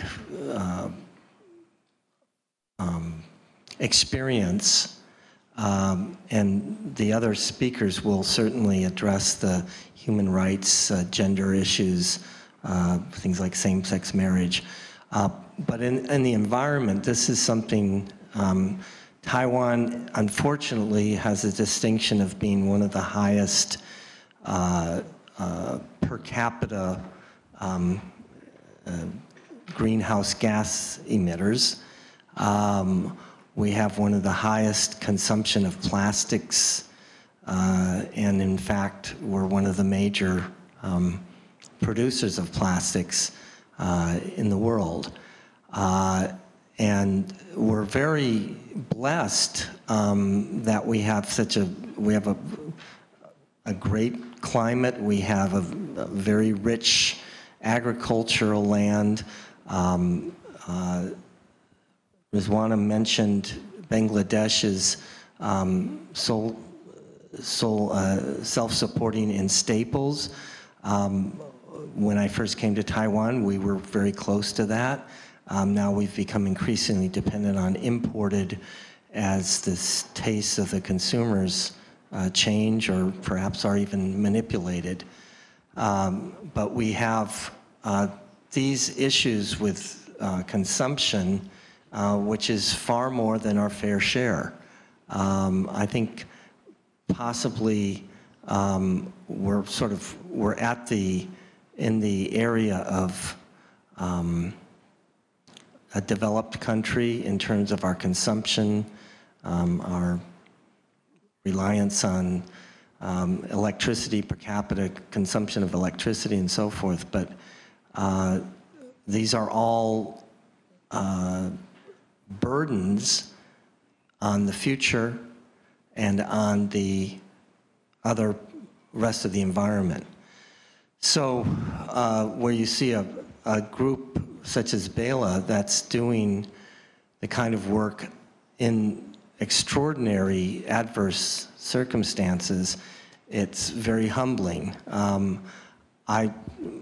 My main organization, Wild at Heart Legal Defense Association, is one of three, as far as I know, and I have colleagues from the Environmental Jurists Association here and the Environmental Rights Foundation, and so we're working together quite a bit. So I'm interested to know whether or not our counterparts in Bangladesh and Lebanon and Colombia also have other groups that they're able to ally with, because the work that you're facing is incredibly daunting, and it's not something that's easy to do alone.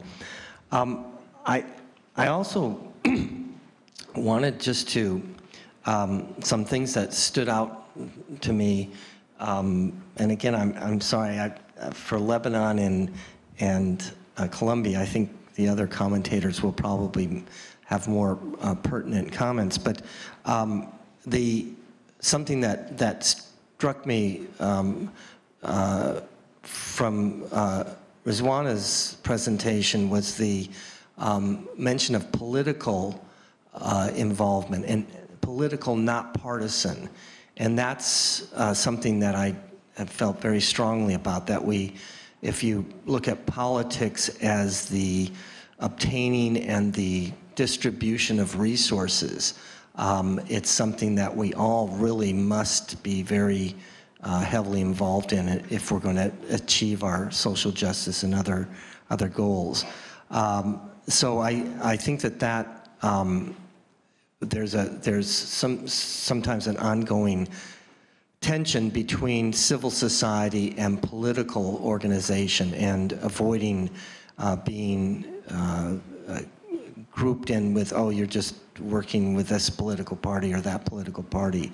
All these issues that we've heard about today they're apolitical in the sense that they're not a particular party's cause, but they're very political in that they're something that all of us need to be very closely related with and involved in. And so there's one thing I just wanted to close with, and it's something that puzzles me a lot. And we have philosophers and activists and all kinds of people, so maybe I'll get some answers. Taiwan's constitution, or the Republic of China, Taiwan's constitution starts with the first article. It says we're a government of the people, by the people, and for the people. And I wonder why we're constantly having this tension with the government, if they're of the people, by the people, and for the people. And that's something that I think that we all need to look at and get more involved in. And again, thank you for having me today, and thank you to the recipients of the prize and the Tang Foundation and all the other panelists. Thank you. Thank you so much, Robin.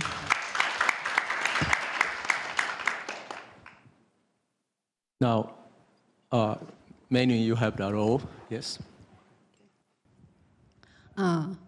首先要恭喜三个 NGO 组织你们的得奖，真的是不容易，也辛苦了。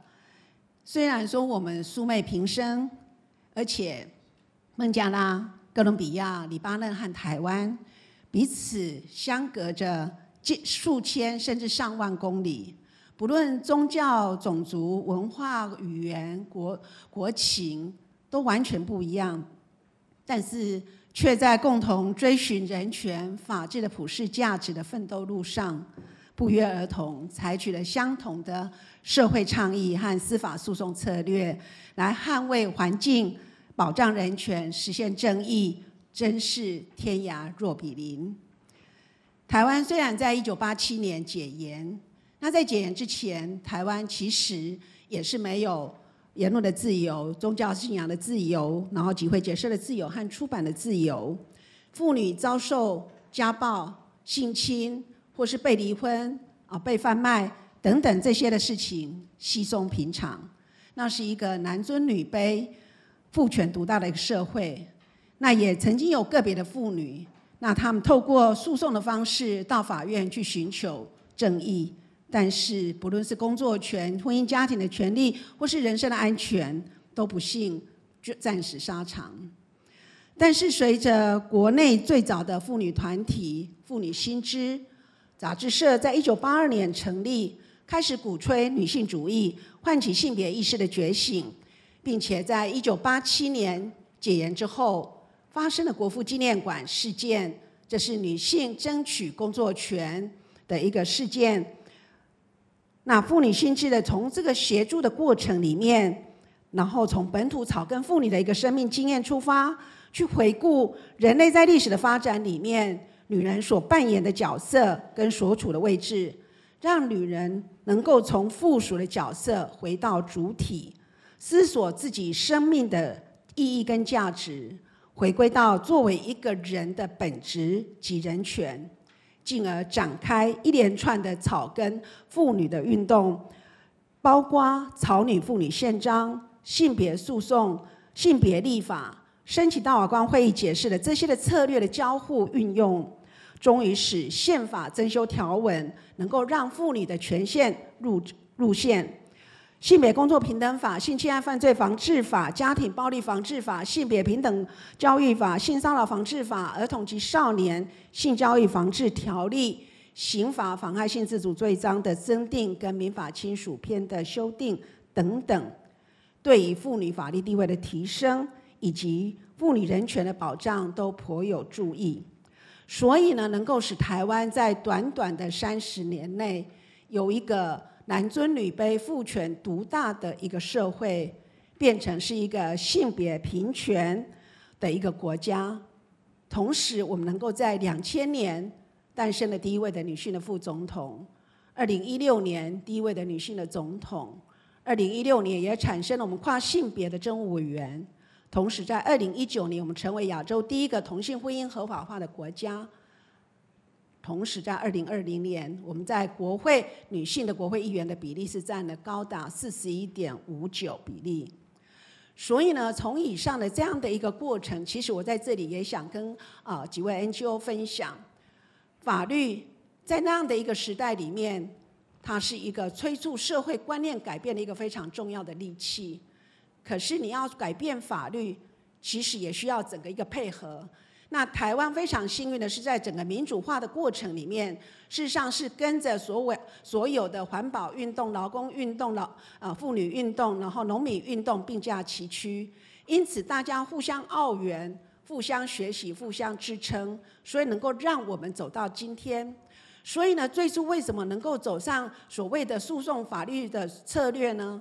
那是在1987年的时候发生了国父纪念馆，因为当时有所谓的禁婚条款、禁育条款，以及年满30岁就要自动离职这样的一个规定，所以这些的妇女朋友，她们勇敢地站出来，来争取她们的权益。可是，在当时发现根本没有法律可以用，她们要到法院去诉讼，但是却没有法律。所以，妇女新知再去声援这些妇女团体的当儿，发现了。没有法律，你怎么样去让他们能够走上诉讼的阶段？所以因而开始着手去修改法律。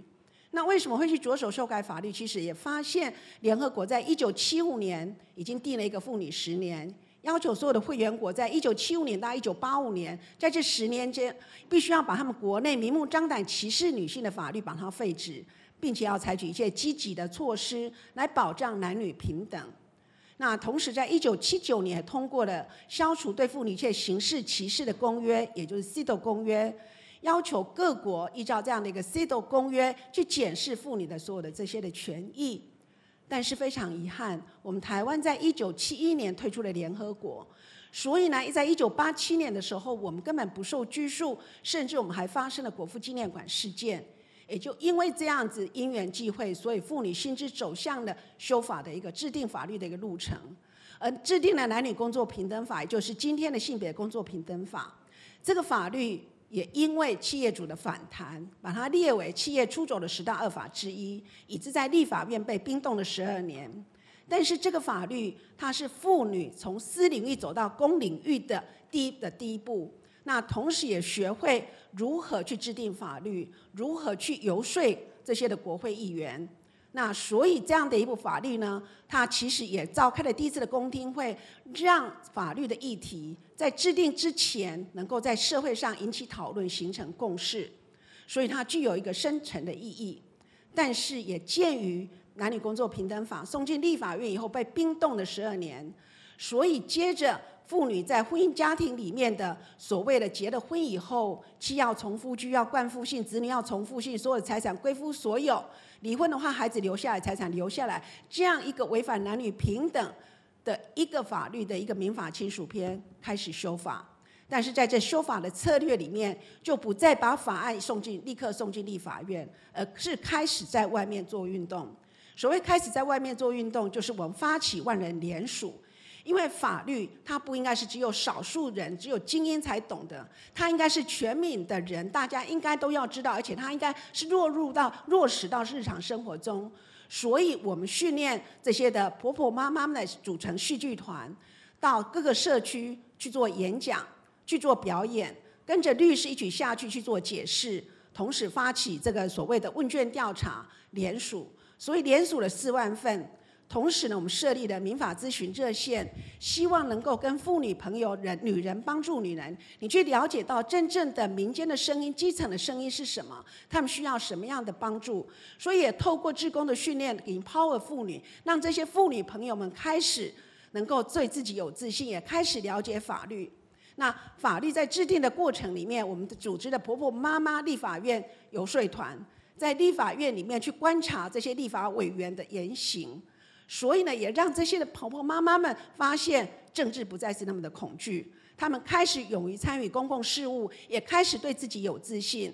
那当法律通过之后，我们同时组织了婆婆妈妈法院观察团，到法院去看看法官他在运用法律的时候是不是有性别意识，然后开始监督这些的法院跟法官。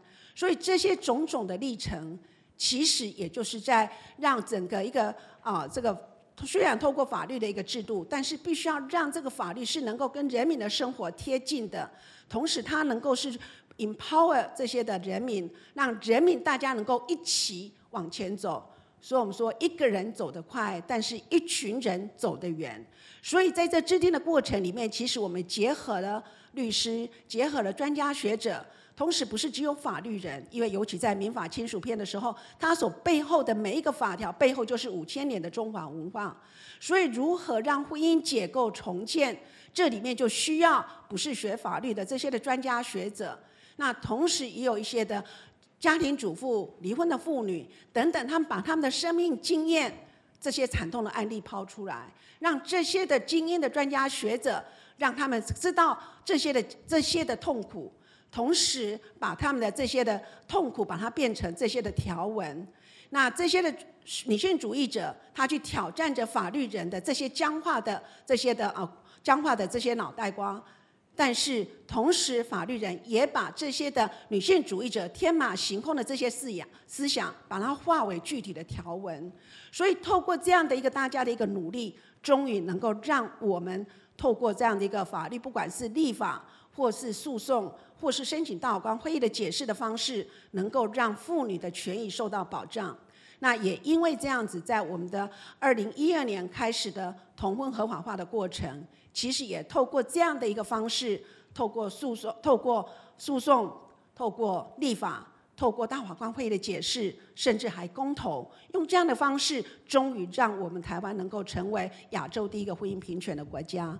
所以这条路走了30-40年，但是一路走来，其实是透过大家的一个集结、一个努力。所以在这里，我也相信，在各国的NGO， 你们这条路上非常的艰辛，你们所面临到的困难，我们也都遇过。但是大家互相合作，大家互相支持，总有一天我们能够改变现状，能够达到我们所要的理想。谢谢。Great.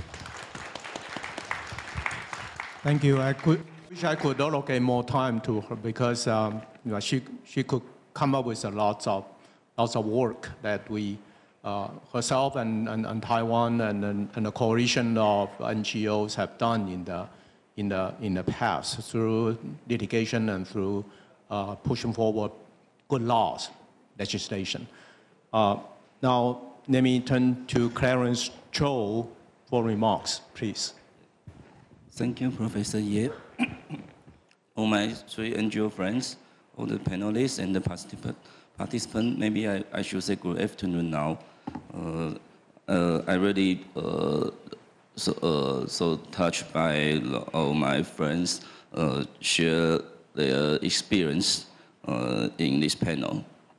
And now I also want to share my own experience through the following topic. I would like to dividing my topic into three different things. And the first I would like to say the NGO's role, the NGO's legitimacy in Taiwan. Why I want to say this is because, as far as I know, most countries, they don't think NGO is good for their own their own place. But in Taiwan, if you have a chance to talk to the political sectors to the court, you will feel that they treat the NGOs very friendly. I think that's because there are two reasons. The first one is Taiwan has a special international status. After all, we are not the member of UN, so we don't have the chance to have a normal diplomatic relation with other countries. But to some NGOs, they can still to have connections with other NGOs in other countries. Which means the government sometimes they want to have their own connection with other countries. They can choose to cooperate with Taiwan's NGOs. And the other reason is, if you see Taiwan's history, for example, my organization, Taiwan Association for Human Rights, we also call STAR. We founded in 1984 under the martial law period. At that time, Taiwan was a one-party dominant system. But so many people wanted a more democratic society, so they choose to participate in some civil activists and constitute so many different parties, different clubs, and different NGOs to try to make the whole society better. Finally, we have a three-party alternation in 2000, 2008, and 2016, which also means that if one political party cannot have all government's power forever. Once they are not the ruling party, they should go down the stairs and listen to people's voice. They need to talk to the civil society. They need to cooperate with them. That's why in Taiwan, if you participate in NGO or an NGO activity, you have a bigger room to have a talk with some public sectors. And finally, we have a relative independent judicial system. So if we want to have a lawsuit, we want to bring some issue into the court, we will have a bigger chance to express what we want to do during the whole procedure. So that's Taiwan's NGOs. Maybe not so special, but to me, it's a little different from other countries. And but now we also face another challenge. The first one is NGOs' legitimacy. In the past, if we want to criticize the government, it's easy because we just say, you don't have the regular elections. you cannot prove that you people support you. But now we have general elections.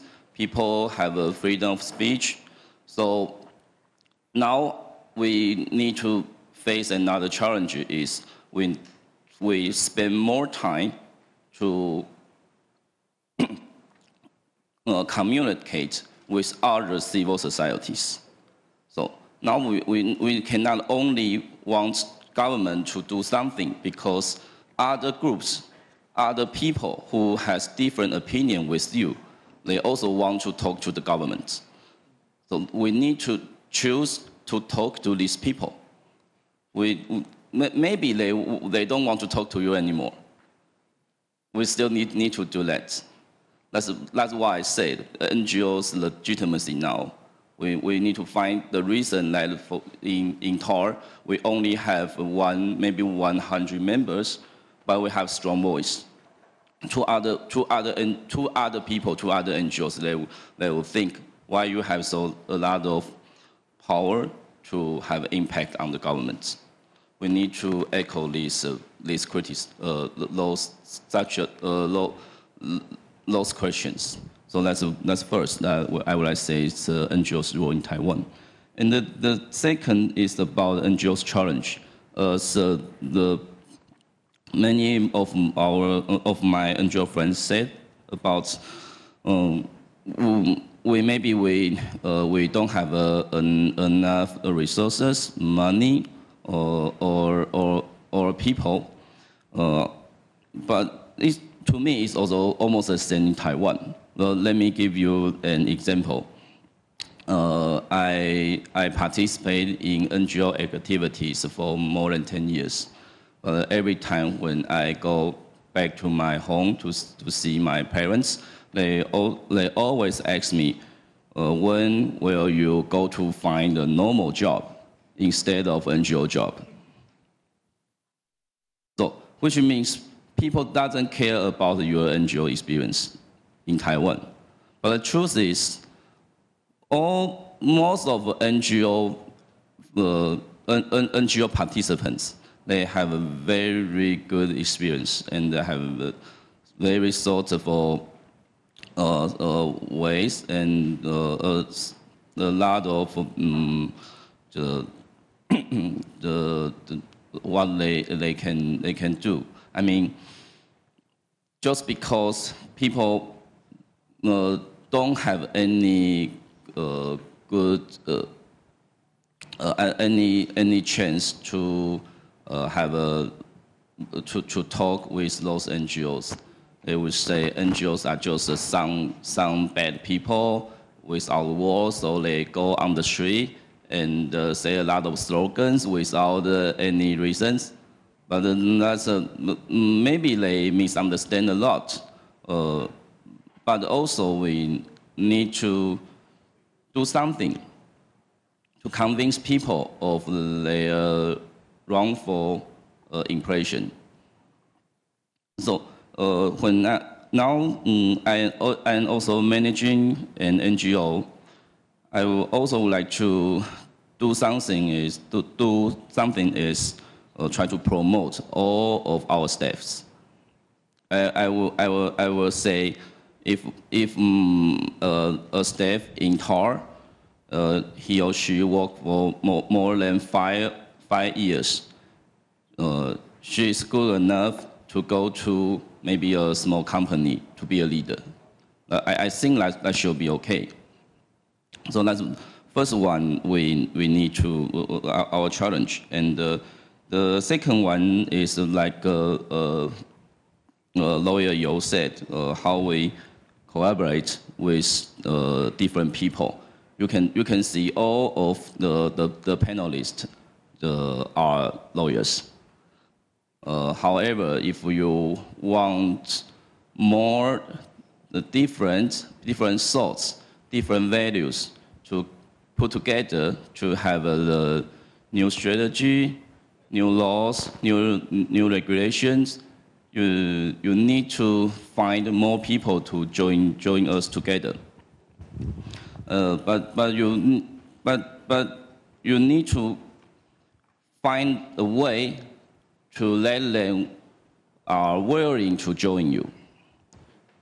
So you need to let the NGO we have, and we have so many arms, so many goals, but the methods, the tools are open and willing to accept different thoughts, so that other people in other fields would like to join you to work together. So I think maybe I spend too much time. I would like to say it's to me it's also a very meaningful chance to receive all other people's experience. So thank you, gracias, shukran, jadikan, Tuhan Yabada. Thank you. Thank you very much. I was very impressed by the last sentence. Well, lots of very international. Now, Lucas, you have the floor. Yes. Yes. Do I still have 10 minutes? Okay, I'll do it quickly. Okay. Hi everyone, I'm Lucas. I'm the representative of Judicial Reform Foundation, JRF. And I believe the audience here in Taiwan are somewhat familiar with JRF. I hope so. But I would still like to take this chance to introduce JRF to our foreign audience and friends. In 1 minute. Okay. JRF was established in 1995 by a group of lawyers and law professors. And just several years after the martial law era that ended in 1991 in Taiwan, that's the time when the official in the ruling party can openly say something like, don't worry, the court is controlled and run by this party, to his fellow party member. So that pretty much shows the lack of judicial independence in Taiwan 20 years ago. And after all these years, JRF tries to reform the judicial environment in Taiwan by litigating many public interest cases, such as wrongful convictions, death penalties, and social movement cases. We're also monitoring judges and prosecutors, lobbying relevant laws, and promoting legal education to public, from elementary school to universities, and which we see many aspects in common from legal agenda's marvelous work. And among the tasks that Samar had just mentioned, I'm particularly interested in the first part, monitoring, which is also an important and the very first task of JRF from 1995. To make a brief introduction, we adopt several methods for monitoring in different stages. And first of all, we send lawyers and law school students to the courtroom, and they write down the good parts and the bad parts of the judge's behavior. And then we collect, analyze, and organize those records and publish an annual report reviewing the top 10 judges and the worst 10 judges, which urges the judges to care and correct their behavior. But however, when we first announced the worst 10 judges, we also got sued by the judges for defamation. But we won at last. We have good lawyers. They have no chance. Okay. Second, at the second stage, after we successfully convinced the Congress to pass the Judges Act, which set forth the rules of evaluation and supervision upon judges, we established a center taking and verifying civilian complaint. If we find a judge's conduct is truly inappropriate, we'll build a case and send it to the evaluation committee for further punishment. Thirdly, we set up a website to review the information of judges in Taiwan, including their basic background, such as how old is he, and when did he become a judge, what school did he go to, is there any relevant news report about him and his discipline records. And we also try to let civilians to leave comment on the judges in that website, like what you do on the Google map, like 4-star, 5-star. But however, we receive very much pressure, even threat from the government. And we did not carry out that successfully in the end. And the most recent development is that people in Taiwan feel that the judges are too independent and far from the people.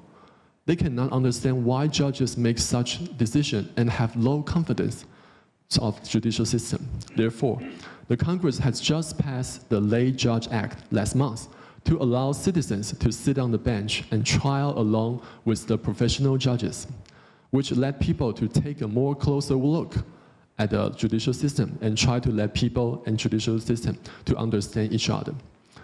However, regarding our information monitoring work, we keep receiving the criticism and the resistance from the judicial system along the way and feel like they treat us as an enemy, even though we do not intend to do so. I can't help but wondering that is it inevitable for the civil society to be the opposite or opponent of the ones being monitored? But Samar just mentioned that legal agenda denormalize and convince what is the bad practice to the judges. I also noticed that the legal agenda initiated the Judicial Club of Lebanon and has 100 judges as members. It looked like that the relationship between civil society and judicial system in Lebanon is not so intense. So if Samar has time in the Q&A session, I really wish to know that did legal agenda encounter any resistance from judicial system, and how did they overcome it? And last, my last question is, I just heard that from Samar that they conduct a research about why there's only a little portion of lawyers doing public interest work. And as JLF, we also need a lot of new blood. So I'm desperate to hear from Samar that what's the conclusion of that research? How to enhance lawyers to join civil society, and how can I convince the young people in this room to join JIF? Thank you.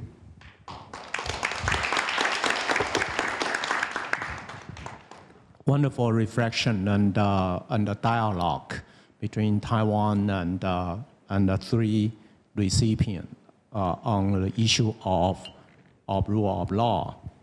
I know we are running very close to the originally set time, but a little bit late. But we still have time for Q&A and general discussion. And particularly, we still keep our representative of the recipient online to do some sort of Q&A and interaction.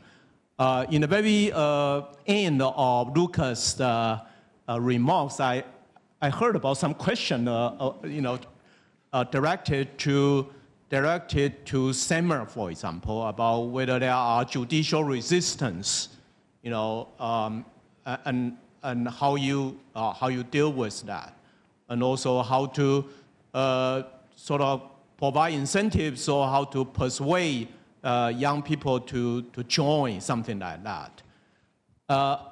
In addition to that, I have been busy with these iPad things because I have to look into the question posed by not only the on-site audience, but anyone online from the international community. So I got lots of questions from all over the world, actually, and including some questions from the floor. Okay, I was asked to exercise my discretion by pointing out some questions and addressed to any one of you. But of course, you can choose to answer that or not, or combine them, in your convenience. So this is not interrogation. This is just the sharing of the idea. Let me bring one question to Rizwana. There is one question addressed by Professor Zhang Wenzhen ask you whether in your capacity as a woman advocate, have you encountered gender-related challenges, including stereotype or discrimination in a very traditional society? May I add that to your list? And for summer, there is a question about your work on monitoring. Let me add to Lucas' question for you. In monitoring, are there menace or threat posed by government or interest group to suppress people's voice? And in what way and how do you counter them?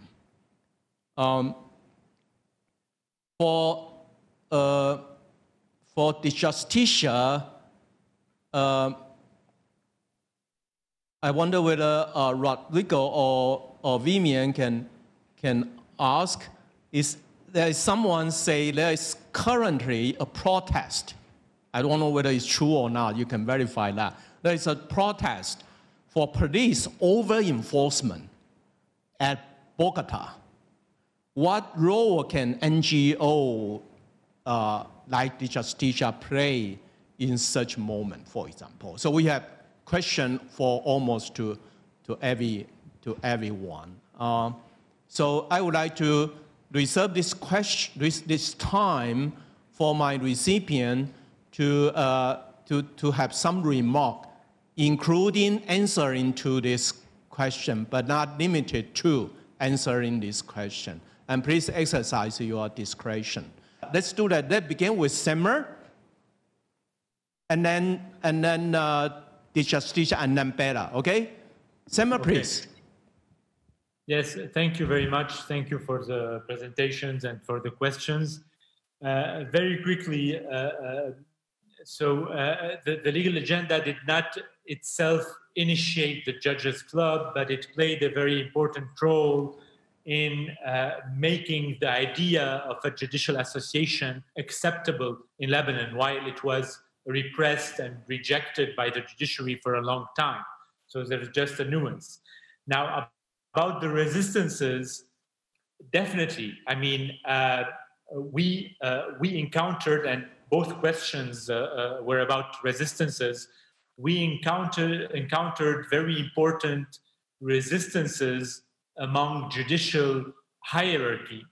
For example, for a long time, for nearly 9 years until last year, the High Judicial Council in Lebanon was very aggressive towards all our efforts towards creating a judicial club or monitoring judicial activity. I've been told myself in a meeting with the head of the Supreme Court in Lebanon, which is also the head of the Judicial Council, I've been told explicitly, this is mind your own business. Like you as a researcher, professor, activist, it's not your job to look into what's happening in the judicial palace or into courts. He told us, mind your own business. Your job as a civil society organization, that was in 2014 or 15, your job as a civil society organization is to explain to the Lebanese people what we in the High Judicial Council say and think should be done. So this is how the high judicial authorities saw the role of civil society. Obviously, we reject this kind of point of view, and there was for a long time a very hard clash with the High Judicial Council and high judges. But our main support inside the judiciary was among young judges who were very disappointed by the state of the Lebanese judiciary, who were disappointed by the lack of independence, and who sometimes secretly, because they weren't allowed to, but who created links with Legal Agenda, but also other NGOs to publish their decisions, to to share their experiences in the judiciary. So yes, we encountered much resistance also from the Ministry of Justice, which never was very enthusiastic about our critical work about the judiciary. So here too, there were many obstacles put in front of our work. Now, fortunately enough, in Lebanon and in Tunisia also today, we don't have the kind of repression that we encounter in Egypt, for example, or in other Arab countries. So we never faced direct repression on this, but we faced many difficulties and obstacles, not only with executive power, but also with higher judges. I can talk a lot about this, but we don't have time now, of course, but we can develop it later if you want. About the public interest lawyers, very quickly, like here too, there's a lot to say, but basically we found that in Lebanon and Tunisia, but especially in Lebanon, which has a very extremely liberal economy, the whole environment in which law students grow into, are trained into, is an environment that encourage private profits, private corporations, etc., and which is very disdainful of public initiatives, of lawyering, protecting vulnerable groups, etc. So law students in Lebanon are trained to, like a brilliant law student would be a law student that would be hired as a lawyer in a big bank or in a big company, and not with an NGO or with defending some vulnerable groups. So we saw that the entire legal education system was pushing lawyers towards defending big corporate and private interests instead of public interest lawyering and vulnerable groups lawyering. But that's also a very big issue we can talk about later. Thank you. Good. Vivian or Rodrigo, about a question? So I'm going to answer first the question that was directly addressed to us concerning police abuses in the recent demonstration in Colombia, and demonstrations also made before in November of last year. There have been a lot of police abuses, especially in the last days. About 12 or 13 people were killed by the police in very, very serious events. So in that context, the role of NGOs such as the Justicia is in a sense triple. We have made three sort of activities. First, in the November demonstrations, and we created coalitions of NGOs to defend people who were unjustly arrested by the police during the demonstration in order to accompany them if they were tried, or if not, to make them free. So that was the first activity, if you want, an urgent activity.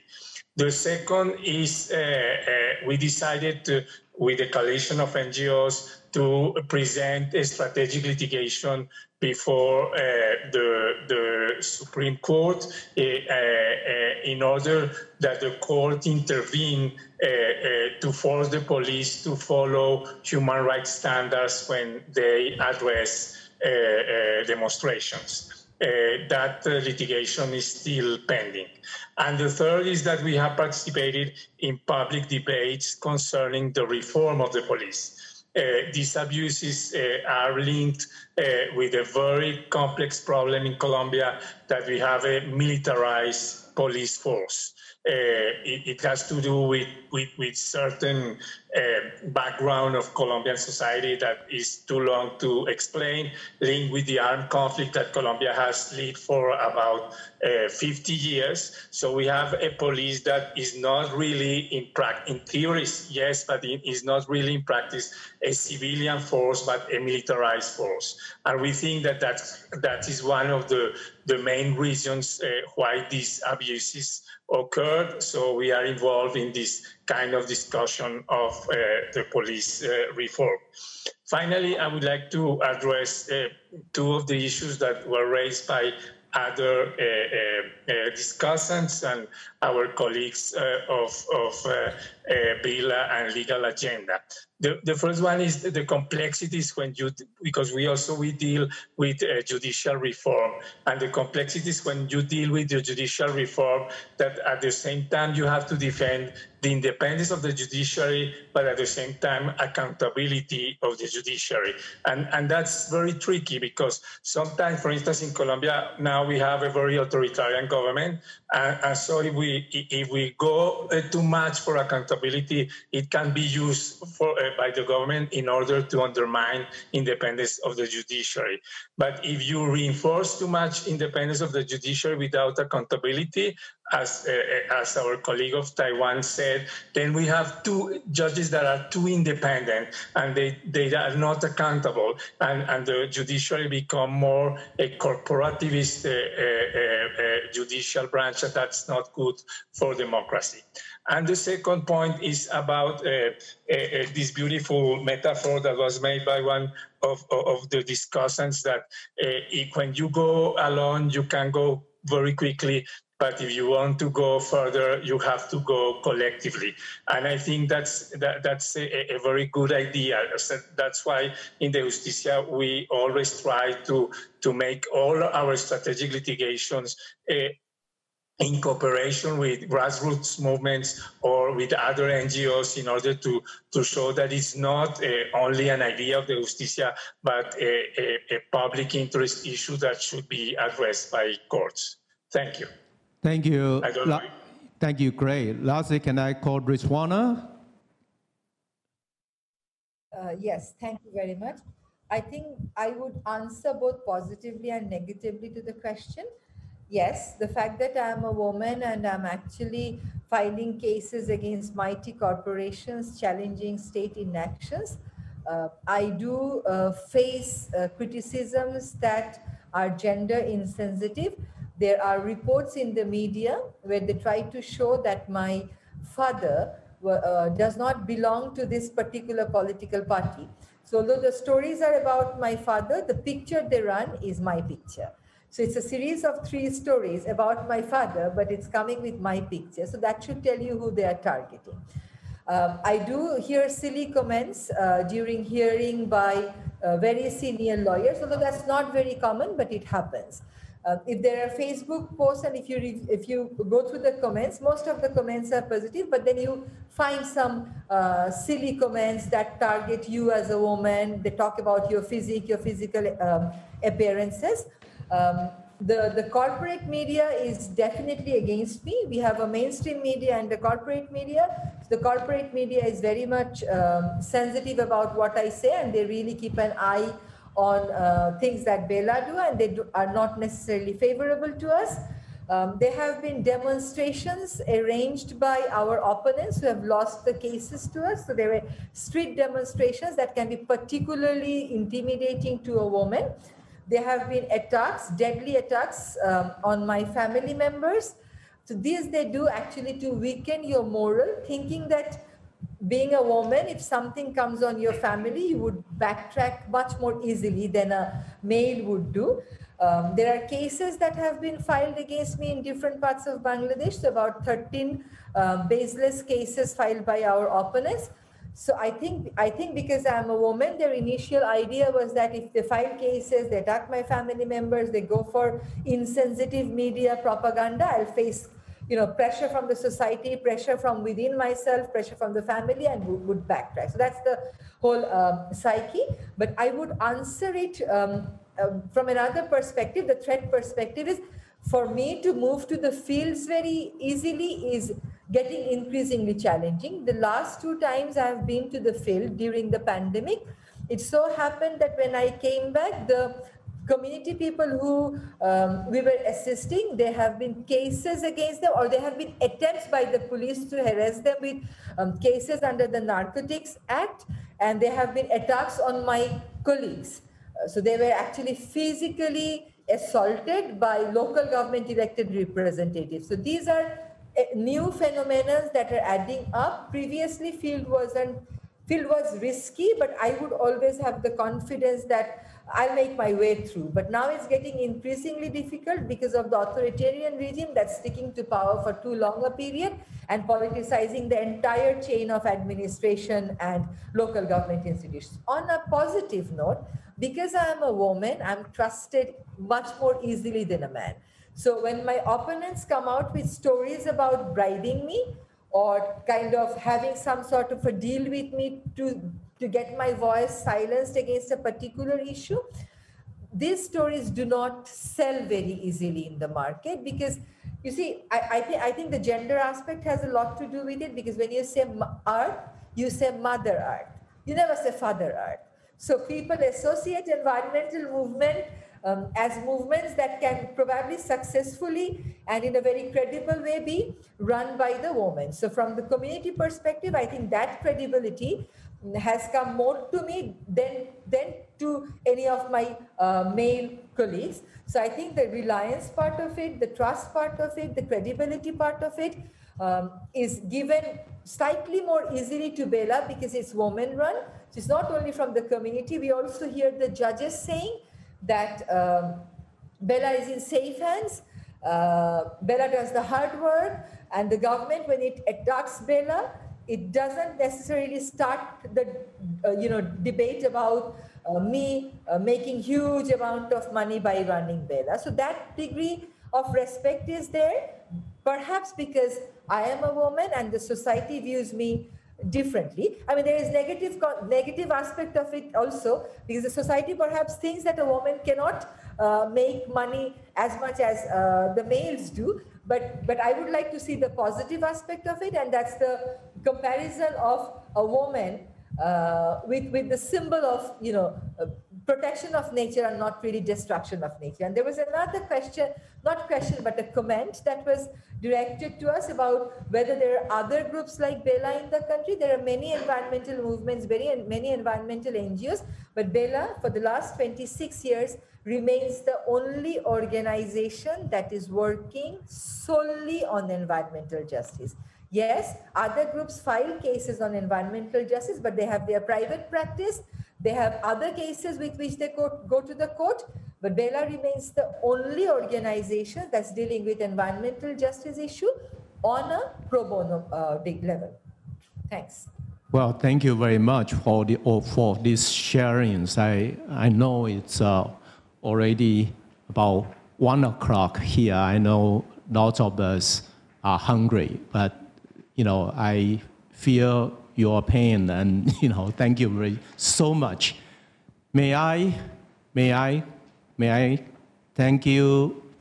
thank everyone here, particularly our friends from Colombia, from Lebanon, and from Bangladesh. You are great, and you have been very, very significant in pushing forward social justice issue. And you are also good in dialogue, in conveying the ideas to the world, and thank you so much. Thank you everyone who are on site or online from every corner of the world. So may I conclude by saying how happy and how grateful that we are to these international NGOs. They work at home, but also spread that spirit and value to the region.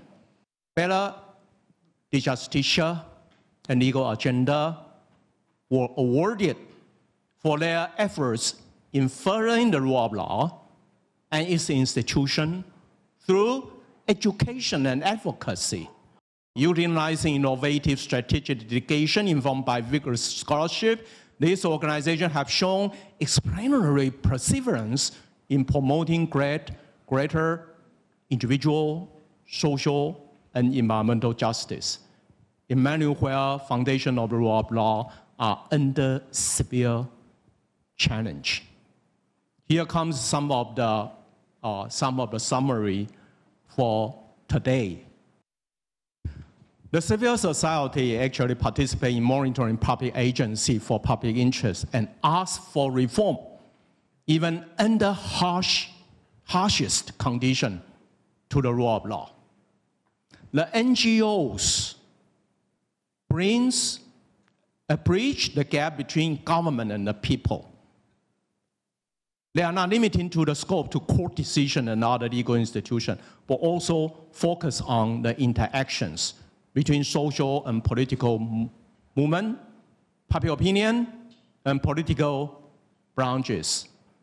Just like what Samuel was saying, to enrich the public debate, public space. Just like what Rodrigo was saying, they need social space, something like that. Well, ladies and gentlemen, we have had a wonderful discussion and sharing of ideas, and also a great recognition of the achievements from the work that our friends in other parts of the world has been doing. They are watched and noticed and seen by us. People from Taiwan would like to recognize this and spread that to the world. What kind of role, how significant, they have been doing in even very harsh conditions. So we learn a lot. They, unlike government official, unlike court justice, they don't have power. They are civilian, but they are extremely powerful. They don't have power, but they are extremely powerful because they believe themselves. They believe the cause, they believe the value, they believe the very significance of law. And together, not by one individual, not by one superstar, but together they move forward and make the impossible become possible. And I'm sure they are going to be even more powerful in the future. We are with them.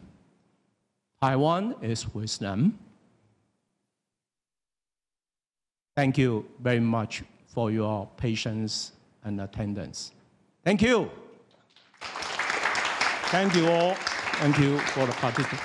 We have a photo group. Vivian, Rodrigo, Summer, and Rizwana. You are going to remain there with big head and big profile. And we are going to stand here. Please come closer. Let's stand. Let's stand. Let's stand. That's okay. That's okay. We can. 坐着不好，我们站着没关系。Okay. Let's show our friends here.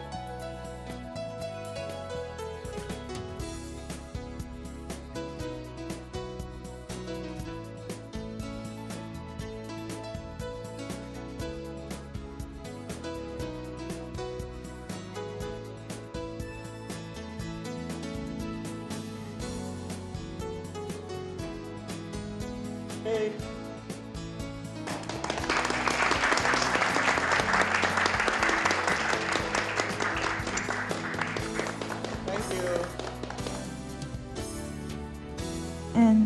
And thank you all the laureates and panelists. And I would now like to announce that the Master Forum of the 2020 Tang Prize in Rule of Law has now come to an end. Thank you all for joining today. We wish you a nice day.